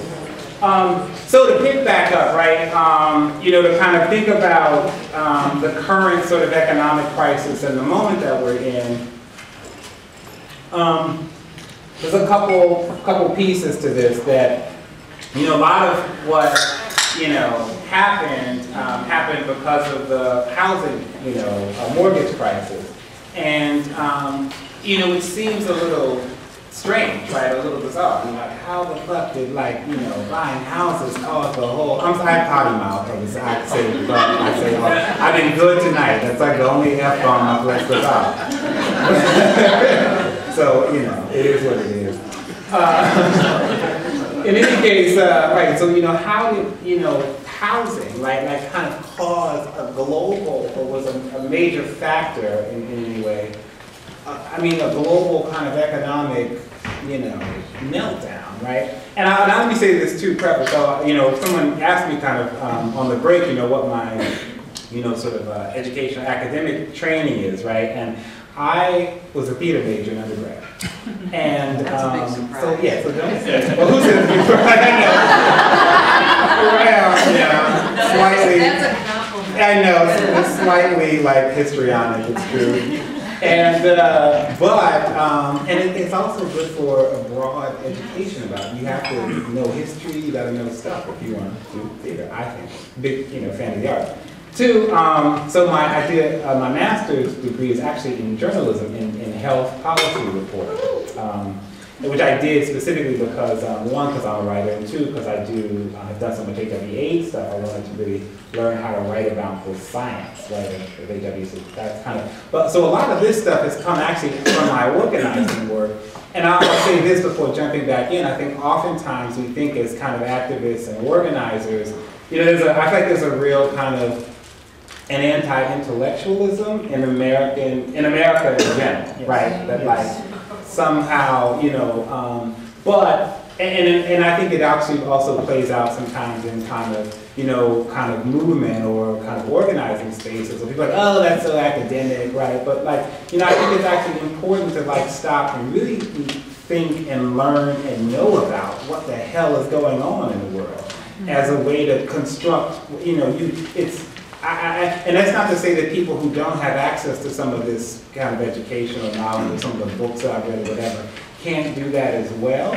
But I think that like there is something really, you know, important about, you know, not always just kind of running from protest to protest, but like, how are you watching the news and thinking, you know what, okay, so they're talking about some stuff that I don't know about, right? And I need to be thinking differently about this piece of history. I need to think about this thing, you know, like, that's just part of like, you know, my kind of geekiness. So that is, you know, that's where it comes from. So So back to here. So a lot of what kind of happened the last couple of years has been pointed in some of these directions. Like, so some people will say that it was the deregulation of mortgage lending and the Community Reinvestment Act, which was created in the 1970s, largely to address racial redlining, right? And so if you were largely in people of color neighborhoods, like banks would not lend in those neighborhoods, right? So again, it's a question of like kind of wealth creation, like people were blocked from being able to actually purchase homes, right, in different, communities. And so the Community Reinvestment Act was supposed to basically kind of force banks and lending institutions to, have some process for lending in different communities to create and promote more home ownership among people of color, largely African Americans. That was the framework of the legislation. And I mean, there's a debate right now about whether, so what happened in the 1990s when the Community Reinvestment Act was supposedly some more stricter limits were put on the lending that was happening. Some people have tried to say that it was the Community Reinvestment Act that kind of helped cause the kind of mortgage crisis, and some other people have said that that's not true. I actually think it's not true, because when you look at, because the Community Reinvestment Act is targeting home ownership, there was also a mortgage crisis in kind of the, not retail, but kind of commercial real estate, right, market that this didn't have anything to do with. So I don't think that that's entirely true, but people will talk about the Community Reinvestment Act in a particular way, so I wanted to name it. But what did happen was certainly kind of ways in which banks decided, well, if we have to then lend in certain communities to certain people, they were going to try to kind of capitalize off of supposedly the risky investment, right? So that's where the kind of adjustable rate mortgages, or balloon mortgages, as we, talk about them, kind of came into being. So, right, if you're familiar with that, and, unfortunately, there may be some people in this room who've had to kind of deal with this situation, or have family members who've had to, but, so it's getting a mortgage, right, at a particular rate where, say for 5 years you're paying a mortgage, that's X amount of dollars a month, and then after 5 years, the payment, balloons to some exorbitant, sometimes 2-3 times what the original amount was supposed to be. Also part of this was, at the same time, major bank and fiscal consolidation, so AIG, Chase, Merrill Lynch, all these kind of banks. And I don't know if y'all, this happened to me, I mean, 10, 12 years ago when I lived in Jersey City, New Jersey, I had a bank that was like a kind of regional New Jersey bank. And then Fleet Bank, which was based kind of more in Boston in the Northeast, bought that out. And then within a year, Bank of America bought that out, right? Have you had like these institutions? And then I moved to another bank, Commerce Bank, in 2005, and then that just became TD Bank, right? Like last year. I mean, it's just like your bank just changes, like as much as you change your clothes almost. This bank consolidation, right, was part of the mix, right? Also, the marketing of mortgages to solve economic problems. Again, back to what we see in these corporate kind of schools. Who said that? Somebody talked about the corporate schools. Right. Right, right, all these things. So part of what you also see if you're home during the day is these commercials like doc bills, I lost my job and I couldn't make my bills. But then, so-and-so, lending companies, and then it's like, voila, cash and jewels and a fur and everything, they help me to get myself together, right? We've all seen those commercials, right? So those commercials were targeting, people who were in economic crisis. And like I said, given what we have just talked about in terms of major job losses that happened in this country over the last 15, 20 years, and also the increase in people's medical expenses is also a piece of it that isn't discussed. I'll get to a slide about that, and how the crisis and kind of affordability in healthcare actually has helped propel people into foreclosure and bankruptcy.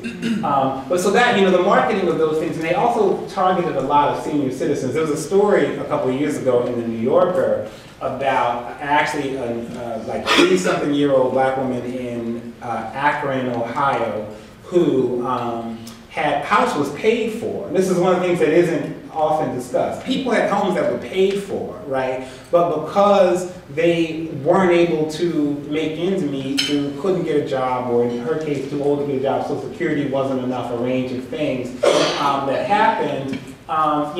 She kept getting things in the mail about, like, you remortgage your house, this is, you'll have this cash to do X, Y, Z. So she did it, and the mortgage, it was an adjustable rate mortgage, so the second mortgage was an adjustable rate mortgage. And then it became too much for her to manage once the balloon payments went up, and then they were trying to evict her out of her house, right? So this is part of all, a big chunk of what was happening.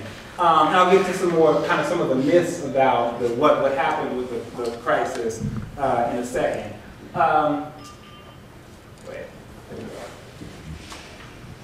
Okay, so and then lastly, mortgages sold as securities largely on the hedge fund market, right? Hedge fund market. So what do I mean by that? So let's look at it this way, right? So at some point in history, you would go to your local community bank and get a mortgage, to buy a house, right? Or under the GI Bill, ways in which these things were made available to people. But as I just said, as these banks started to kind of, the bigger banks started swallowing up community and more local banks, that was happening, and mortgages no longer sat in the bank where you signed the papers, right? And the mortgage itself wasn't like a physical sort of thing. So let's look at it this way. Right, so I'm gonna take a sheet of paper, right? So this represents a mortgage, right? This is, $200,000, whatever the mortgage is, right? So you signed it with, like I said, if I had gotten a mortgage at my, North New Jersey branch, I don't know what it's been called, it's gone, right? That bank, right? And then tomorrow, Fleet Bank buys that bank, right? And all of its assets, right? So my mortgage is now in somebody's else's hands, right? And then a year later, like I said, Bank of America buys that bank, right? Mortgage may sit with them, but that mortgage is no longer one mortgage. They tore them up into bits and sold them to investors, right? So this is one mortgage, right? Which is now split up among 10 different, securities, bundles, right? You've heard this term before. So this here is one mortgage, right? In a bunch of different pieces. Take another mortgage, somebody else's, right? Your neighbor down the street, lovely person, right? Their mortgage. Sold. And all these, and picture millions of these. Mixed up, millions of these. Here's one bundle. I'm an investor. I might be AIG, right? Or some other financial firm, Goldman Sachs. I've invested in like this one bundle that might be made up of hundreds of little bits of mortgages, right? This, and then this bank buys this many, or this investor buys this many, right? And then these are sold as hedge funds, right?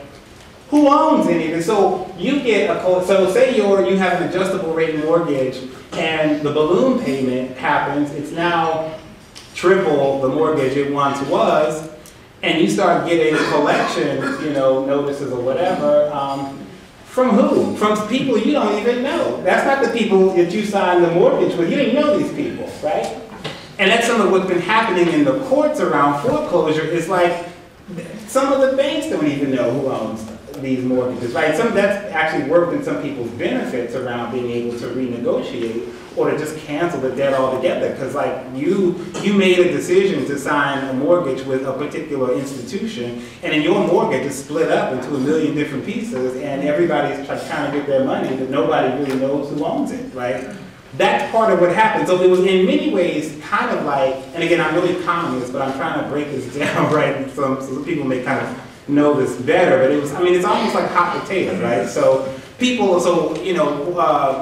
Morgan Stanley or Goldman Sachs, so they're selling these things all over the globe, right? And then when the crisis hit a point that where more people are foreclosing, or more people are not even able to afford the payments anymore, and this is happening, 2006, 2007, building.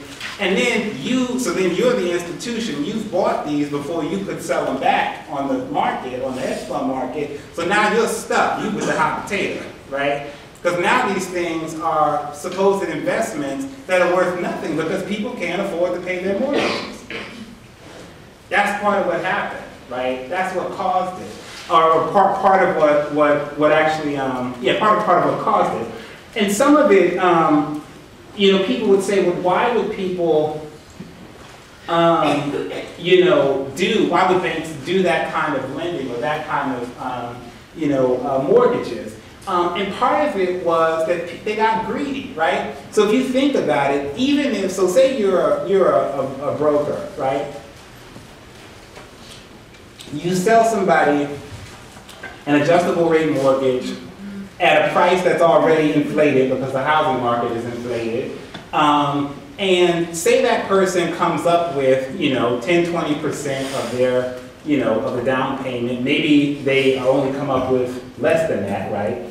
So it's actually in your interest as the institution to, and this is what happened, a lot of them lied for people. So this myth, right? So I'm getting to some of these myths. This is the second one. Homeowners got greedy, buying more house than they could afford. How many times have you heard people say that on TV? I mean, that is true in some instances, but really, nobody really understands these damn contracts. Who does, right? Like, people are trying to buy a house, and there's an assumption, there's probably too much assumption of goodwill, right, on kind of home buyers. And then secondly, a lot of like brokers actually talk people into taking out bigger loans that people weren't even asking for. Like, you can get this much out. You might qualify in a case where you talked about credit, right? So credit is also more available. This is also part of the atmosphere.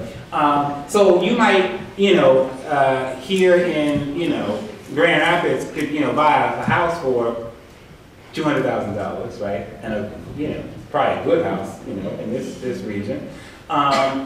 But the bank says, well, you qualify for $350,000 mortgage, right? So you should, maybe you want to think about maybe that other bedroom, right? Or that den that you weren't thinking about in the suburb, or a bigger piece of property, or in a different neighborhood, right? And so the incentive is is actually on the broker more than, and on the lending institution more than it is on the homeowner to sell those bigger mortgages. And even if it's in an adjustable rate, because you think, well, if they're a lending institution, why would they want people to foreclose? Because that's mad profits, right? so if this person, I got them to turn over, $20,000 or $40,000 of their savings on a $200,000 house, right? So that's cash, right? That's just cash in the bank. Then they're paying, their mortgage payment a month is say $1,200, $1,500 a month or whatever. That's just cash I'm stacking.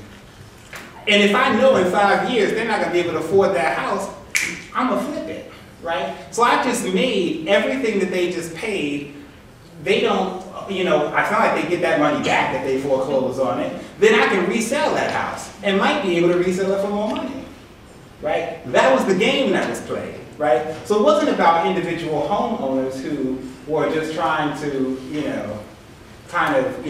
live well beyond their means, as much as it was an incentive by the market to upsell people property so that they could make more money, right? And so similarly, so that's kind of the second, well, I'll go through these. So, myth of the crisis, number one, Community Reinvestment Act forced banks to lend people who couldn't afford the mortgages. So it was like, so like I said, the people said, well, they had to lend to people in these, poor neighborhoods by this legislation. So, if they're gonna lend to poor people, they have to try to, balance their risk in some way. So this was the strategy. Now it's the rhetoric, right? But the fact is, most people who got those adjustable rate balloon payments actually qualified for fixed rate mortgages, but were never offered them, right? Myth, right? Homeowners got greedy, buying more house than they can afford. As I said, many homeowners were upsold by brokers who lied about income on applications in one respect, right? And then 50% of the people who foreclosed, or went bankrupt, because they couldn't make those mortgage payments, half of that was due to medical bills, right? From people not having health insurance or adequate coverage, right? Different conversation, right?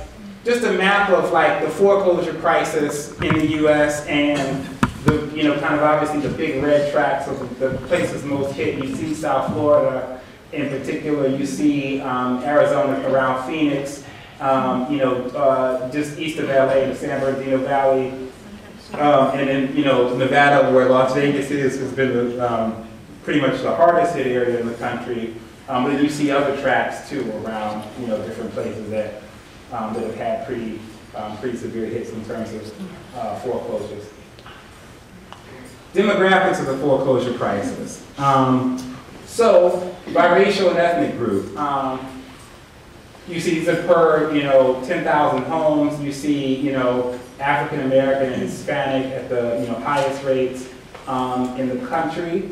What this also doesn't say, and I was trying to find a slide or a graph to also look at gender, but the vast majority of those foreclosed were women of color, right? Those are the people who were mostly offered, disproportionately offered the, predatory mortgages, as people would call the, foreclosed, even if they qualified for, a fixed rate mortgage, right? And then if you look at it, again, by income group and by race, right, you see the, disparities there. Right. So then this looks at, household wealth gap by race, right? And so one of the things people have said, something to the extent that the foreclosure crisis represents the biggest loss of black wealth since Reconstruction, right? Since people who tried to post-Reconstruction own land, a range of things in that land was forced to be taken, or a range of things talked about my great-great-grandfather, for instance. And then Black Wall Street and Kansas, all these things that have happened to kind of remove wealth from black communities. But this foreclosure crisis is the worst kind of removal of black wealth. But even with that, this shows you the huge disparities. Now this chart only tracks sort of black and white folks, but if you see household wealth, gap by race, 2001, black households only had about $12,000, $13,000 worth of assets, where white homes had $128,000 worth of assets, right? Fast forward to 2009, black folks only have $2,000 worth of assets in their home, right? So that's a pretty major shift from 2001. And even clearly, white folks are still impacted by the crisis, only $97,000 worth of assets, but it's far greater than 2,000, right? So this is the impact. And we're talking about wealth. We're not just talking about cash and what your income is. We're talking about what you own that is worth shit, right? Technical terms here. Unemployment, right, by race. So here's the deal. The impact of the foreclosure crisis. So like I said, all these bad mortgages get sold, and then these banks get caught with the hot potato. And this is what the whole bank's failing piece was about, because they had all these assets that were worth nothing, right? And actually was becoming like debt.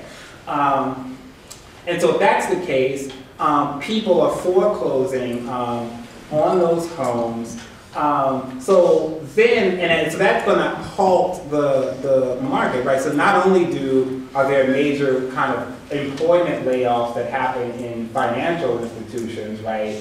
AIG collapses, all these things happen. But then, all of the subsequent kind of industries that then get impacted by those job losses, relevant to the housing, right? So construction, a range of different jobs. There's another slide that will point to some more of these, but so that ripple effect kind of happens. So this also not just like people lost their homes, but then that affected the economy to the extent that like there were major just like job losses. And this is showing unemployment by race, and it's going from 1973, 1973 to 2010. And as you can see, like historically, Black unemployment is historically twice that of white unemployment, and Latino unemployment, more than higher unemployment than white, like that line in the middle.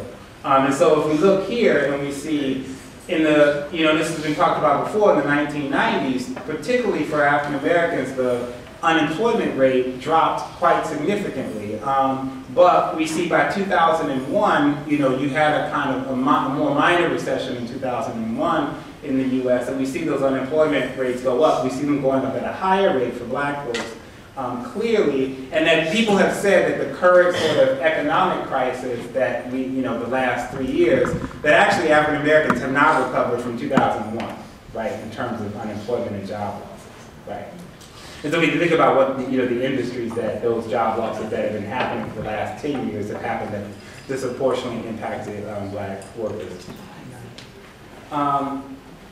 Employer-based health coverage, right, declining. So in 1999, 68% of American workers had some kind of employer-based health coverage, and by 2009, 10 years later, that number is 58.9%.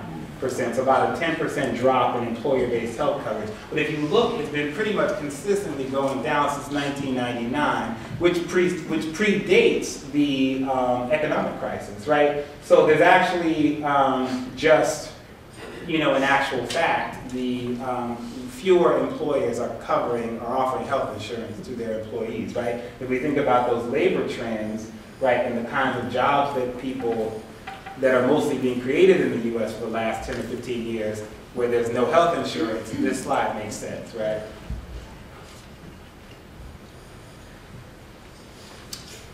It's a slide about the recession recovery, right? So this is looking at how many months or years it would take to recover the numbers of jobs in the country over a period of time.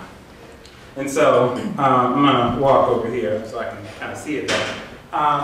So if you look at 2009, here people have been saying that we've actually been in an economic recovery, technically anyway, since sometime last year, sometime in really kind of late 2009, early 2010. But if we look at three different recessions in the last 30 years. So the 1981 recession, which is this top red line, we see that job losses, this is fabulous. We see that the recovery of jobs, was pretty exponential, right? And actually much more jobs were created after that recession. And then in 1990, we see fewer jobs created in the country after that recession.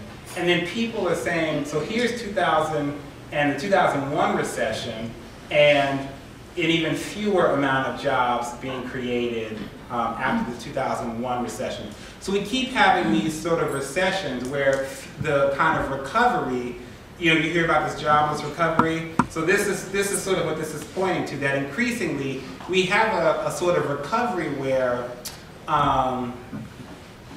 goods and services are being sold or whatever, that, using that as an economic marker, but that's not creating actual jobs, right? So, and that's kind of how people are talking about the supposed, or the jobless recovery. And here's the reason, one of the reasons why this is the case.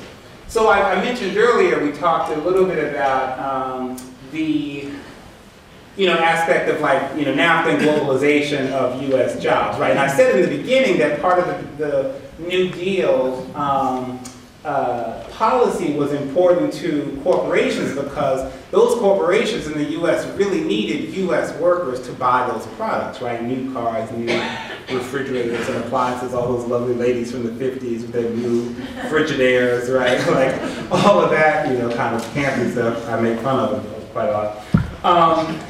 All those products being bought were necessary for those corporations to succeed. However, with globalization and with kind of newer countries kind of having more job creation, and some of it through corporations that are moving manufacturing to other places, there's demand for those goods in countries that are not the U.S., right? And so the argument is being made that corporations no longer need the American consumer, right, to purchase those goods. So therefore, there's no need to be concerned about job creation in the U.S., right, because their markets have expanded across the globe, and so they can actually, care about that elsewhere, right? And you hear a lot of times, a lot of conservatives make the argument about when the liberals talk about, globalization and NAFTA and CAFTA and all the jobs being exported to other countries, manufacturing jobs, you hear Republicans say, but if that didn't happen, Americans couldn't have these great prices at Walmart. I mean, that's like literally what they say. Like you've heard that before. They wouldn't be able to enjoy, $2, knickknacks, whatever. And so while that's true, right, the reality is increasingly that they don't even need the U.S. consumer for those $2 knickknacks, right? They can expand their markets elsewhere. So, and this is part of the reason that's driving this quote-unquote jobless recovery, because businesses have found they are actually more profitable now, right? So corporations in this recession have made tons of money, right? Make no mistake about it, right? They restructured, they cut jobs, they did a range of things, but they're not bringing those jobs back, people, right? And they can make more money with fewer workers, right? In this respect, and so that's part of the American Prospect, the magazine, the new issue, which if you go to prospect.org. A lot of the articles are online, but the recent issue is, kind of about that. This particular article, the cover story is about that issue, about how, a lot of corporations, the beggars, have made so much money off of the recession, and that there's no incentive to bring those jobs, to bring jobs back to the U.S. Right, and there's a lot of actually really good articles in that just about what's happening in the economy. So I would check that out. You go to prospect.org. So that's the situation. I put this up here also to just think about, where queers fit into this, right? So here's some data that exists around that looks at, married, quote unquote opposite sex couples, male couples, gay couples, and female couples, quote unquote, right? So that looks at, the percent of poor households and partners in coupled families by race, ethnicity, region, and metropolitan status, right? So then it breaks down according to race, and according to race and ethnicity, and according to region in those same kind of metropolitan status, the poverty rates of queer households compared to their straight households. And what's interesting is that if you look, I turned it off. There we go. So one of the sort of interesting things I always like to point to, so it's a way to kind of think about race, class, and gender. So clearly, we know that discrimination happens against queer folks in the workplace or whatever. Like 30 states, it's still legal to fire people because they're queer, a range of things. But if you look at this data around, so if you look at, 4.1% of white, straight, if you will, or at least different sex couple households are in poverty. Only 2.7% of male couples, so gay couples, are living in poverty. And then, among female, lesbian couples, it's 4.2%. So we see that among gay male couples, and white male couples, even when considering kind of discrimination in terms of sexual orientation of the workforce, there are actually lower poverty rates. Why is that? Because they're white. No kids. Because they're men, right? Because men in the U.S. economy make more than $1, right? And white men, 2 white men together are going to be less poor. That's what that's saying. That's the reality. Period, right? But then if you look at, like black folks, that number looks really different, right? So if you see, black straight households, 9.3% poverty rate, black gay male households, 14.4% poverty rate, black lesbian households, 21.1% poverty rate. It's the highest amongst, the group, right? Right. So. What about interracial couples? There's no data for that?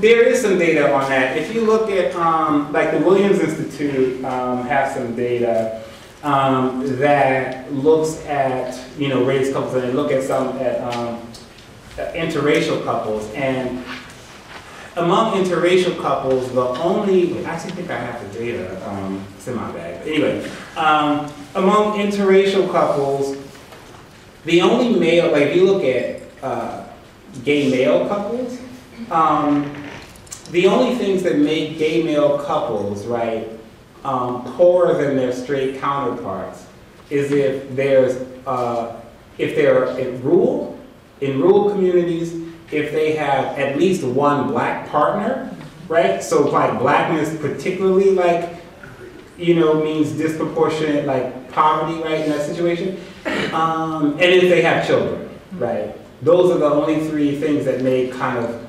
male couples, and if you consider that at least one of those partners is white, like poorer than 2 white male couples.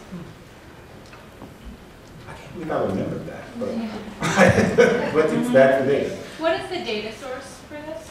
This comes from, it's basically from the 2000 census. I think the Williams Institute crunched this and put it together. And so part of the thing that happened, just kind of for understanding the statistics here, in 2000 the census for the first time started collecting data on female couple households and male couple households. So that's the only real kind of demographic data nationally that exists for the LGBT community, right? It obviously doesn't necessarily count trans folks in this data. Although it might, it's unclear. And it only counts like couples. One of the things I get really annoyed with a lot of the kind of queer data is that it's all couples, because that's the only way the census actually can kind of account for LGBT folks. Is you can't, put also queer or gay or trans on the census. So this is the only data. This is the only way we can capture that data, or the way that it's currently captured, right? So, things to ponder. Yeah. And but before we get to this, I'll leave a little kind of a moment for some questions. But then I really want folks at tables to kind of have some conversation. I saw the folks here at this table, and I realized that folks come from very different kinds of work, right? Which is, I think, really interesting about this collection of folks. And so I think there's a lot of richness here. But I'll take a couple of just kind of questions or comments before we do this piece. But here's some things to think about in your smaller groups, right? So how is wealth concentrated here, right, in your community, right? Who has it? Who is left out? What is the impact of wealth inequality, and how does wealth shape local politics, especially around issues, race, class, gender, immigration status, First Nations folks who are here in Michigan, maybe this part of the region, etc., right? How have jobs, healthcare, home ownership, etc., changed in your community over your lifetime, right? Have you seen that happen? Some other questions. How has the right successfully used welfare, as the issue to set a larger policy framework for cutting social safety net spending of all kinds, right, which we talked about. We hear a lot about privatizing Social Security, privatizing Medicare, these sort of things. public funding for abortions, which is currently on the, range of topics, abstinence-only education, different LGBT rights issues, etc. What do we think now about claims by different rights movements? Like we hear this being claimed from progressives, a lot about, it's being hard workers or I'm a taxpayer, right? Well, everybody pays taxes. If you buy anything, you pay a tax, right? If you buy bubble gum, right, you'll pay a tax, right? But it's like kind of grandstanding around like, well, I'm a taxpayer. Well, who isn't? Like, even if you don't file, even if you're poor enough to not have to file income tax, right? Like, you're still paying taxes on everything you buy. Right? I hate that. But anyway, as you can tell. So think about these things that come up, like, so as people try to kind of claim space around issues that they formulate, like, it's important for me always to think about the narratives that are being created to justify your own issue and your own rights.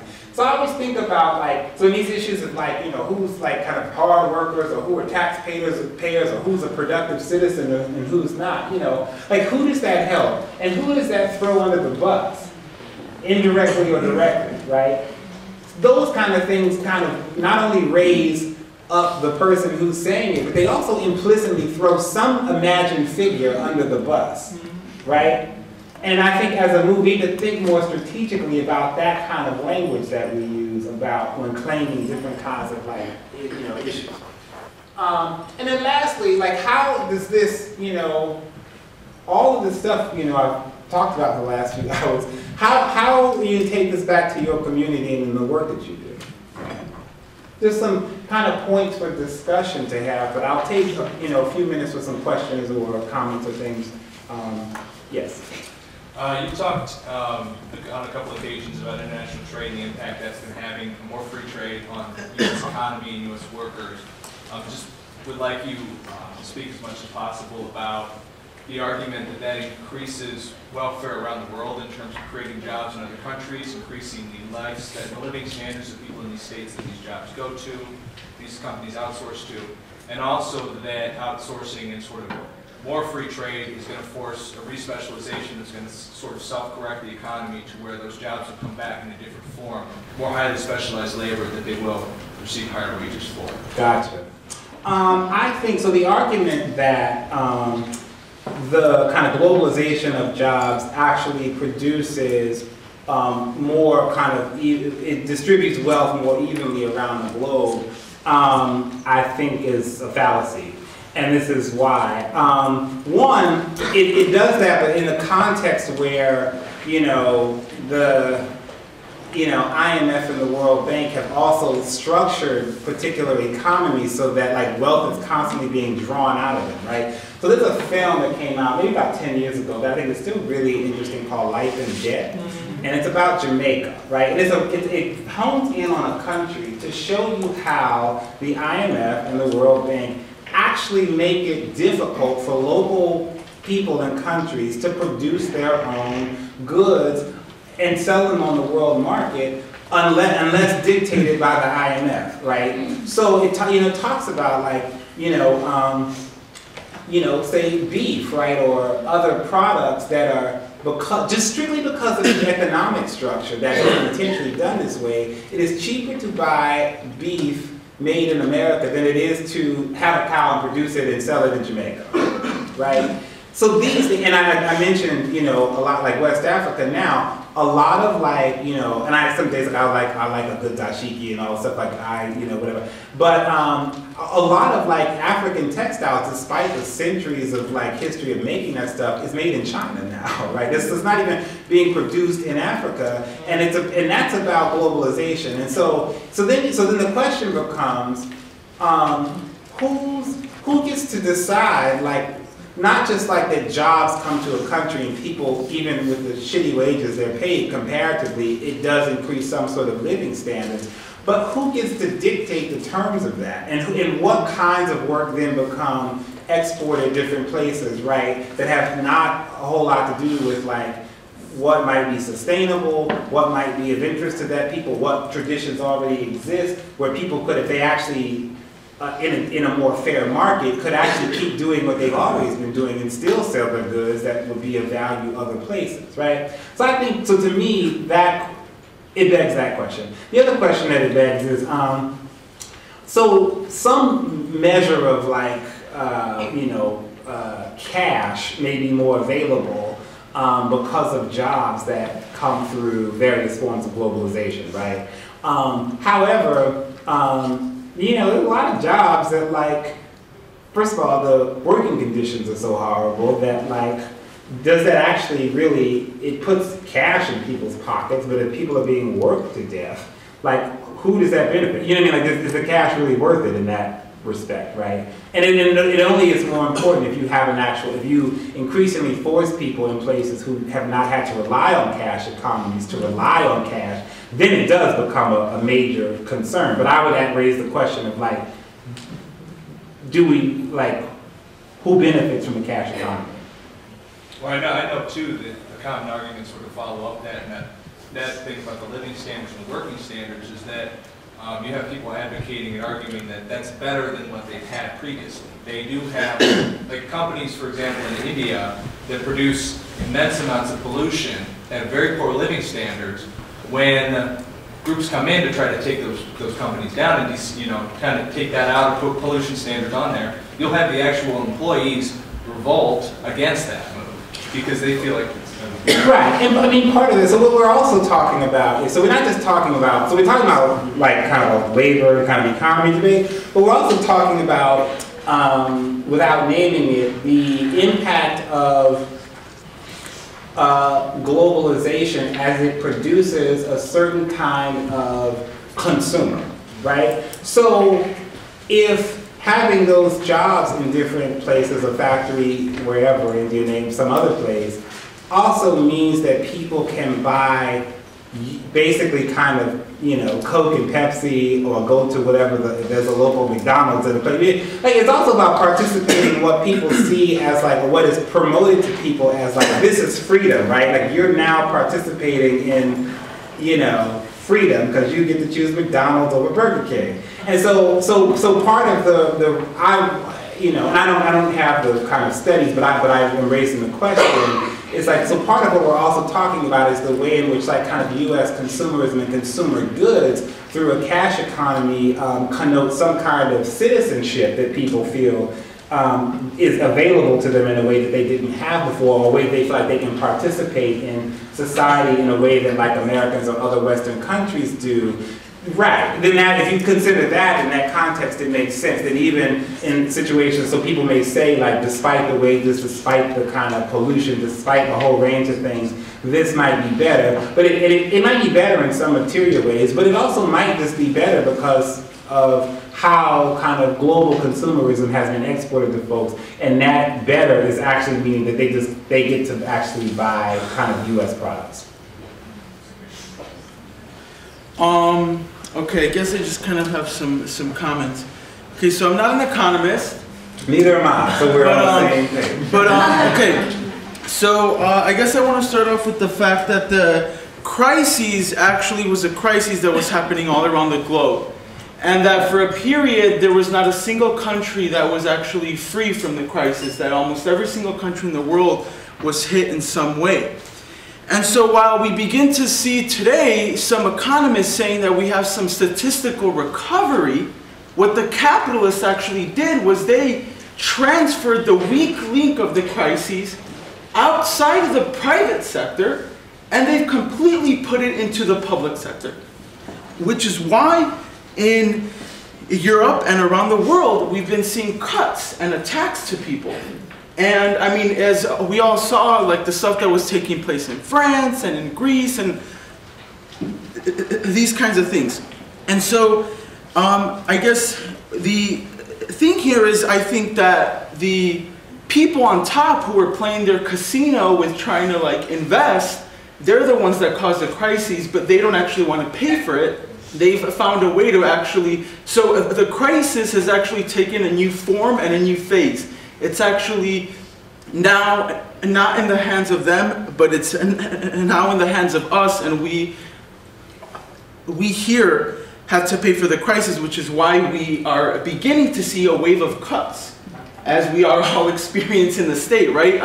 I know Snyder was talking about cutting the university funding by 22%, right? And so, but take for example what's going on. So I need you to pull this together. Okay. So bring it to a head.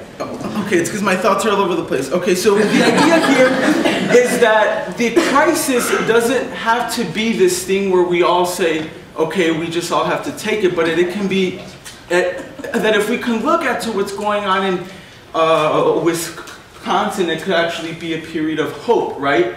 That this idea that liberalism has had a fist on a one-sided class war for over 30 years has now been finished. For the first time, we are seeing people starting to fight back. And they're fighting back with a lot of inspiration and a lot of hope. And so I think that we need to look at what's going on in Wisconsin, and we need to pull from what's going there. But if we wanted to do something here, I think we need to learn that the cuts have just begun. That for the first time, they have managed to put the crises on the hands of us, and the cuts have just begun. So I think we need to come together, and we need to be talking about these cuts, and we need to be inspired by what's going on in Wisconsin and what's going on around the world in Tunisia and Egypt, and unite, and fight and say, you know what? We are going to protest this, and we are not going to stand for these cuts because it was your crisis. Okay, so a couple quick responses. I mean, I think there's a way. It's not a harsh disagreement, but well, one thing I do disagree with. I don't think this is the first time people have fought it, right? And because if we look at, there was welfare rights organizing in the 1960s and 70s, right? And even though, as I said, there's a way in which even that history is removed from a kind of conversation about neoliberalism and policies, right? So I want to kind of center, and a range of other movements that have been doing work that haven't like kind of necessarily used the language of like fighting neoliberalism, but that's been the kind of, in fact, intent, right? So I just want to like kind of say that. And then two, I also want to say that while I think like part of what happened, I agree to some extent that the kind of corporate interests have like transferred the burden to, everybody else while they made profits. Actually, I would look at it slightly differently in the sense that I actually think that in some ways they sort of, in a practical way, they sort of, in some cases, like kind of had to just deal with the debt of the moment and kind of eat it, and then just use it to lay off people to kind of do all these cuts. And at the same time, while and so because it particularly, and I'm focused on the U.S. right now because it happened in the housing crisis, because so much of our economic structure in the country is focused on property values as a way to drive local economies. That's what our school education system. So if you live in a neighborhood where the houses aren't worth shit, your school sucks because there's no money, right? And that's a construction. It only exists because people made it that way. I think it's like races and class, right? So there's that. And so what's happened with the state budget crisis is like people aren't collecting the taxes from that property anymore, right? And in a lot of states, that's what, what is the kind of direct way in which like the crisis impacts the state budgets. And then you had the federal government say, well, we ain't got no money. We've given the states, or at least the Republicans saying to the Obama administration, which I have lots of problems with, but this is kind of what has happened just in terms of debate, like, you can't give any more money to the states. We don't have it, right? So now the states have fewer actual revenues because they're collecting taxes from, housing, property taxes, and then two, and even commercial, right, taxes from commercial properties. And then two, the government is also not stepping in to put any more money back, right? So that's like, and so you're right, the second wave, this wave at the states, and then the kind of neoliberal conservative argument is being using that crisis to then make all these claims around like, okay, so now we have to just like cut everything and then actually attack collective bargaining as like part of a way of restructuring the economy. Let's just say those couple of things as like a response, but I hear you, man. So, all right, so much more of that fiery debate. Have a little bit at your, with your group, at your table. Yeah, I take one more hand here. Just going to ask you to throw the questions. Oh, yeah, sure. So make sure that this happens. And then we'll come back and kind of close in a little bit.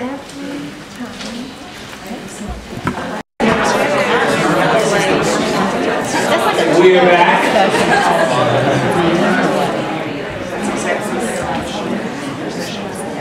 We are almost at time, and I just want to do kind of a couple quick things.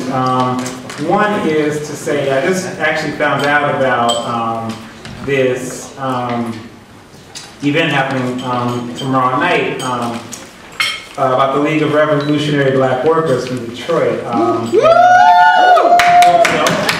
Yeah, so tomorrow at 6 p.m., which if I was still here, I would go, because this is kind of another piece of history that I need to know sort of better. We'll put you up. Say it again? We'll put you up. You can stay.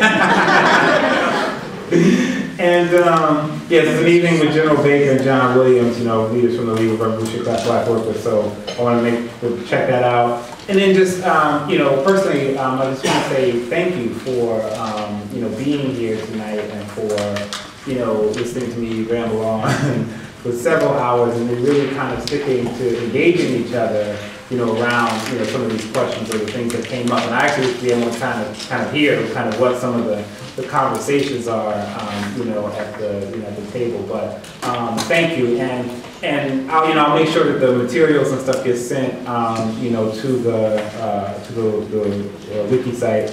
And then also, folks can check me out if you want to stay in touch. You can Facebook me, or I have my website is kenyonfarrow.com, and my email is there.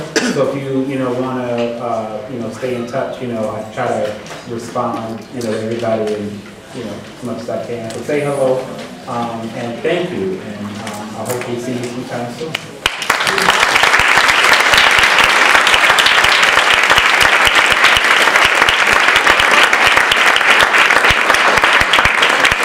I want to personally thank you, Kenyon, for a thought-provoking, for an information-filled, and a very insightful evening. So thank you very, very much. It was really wonderful to have you here.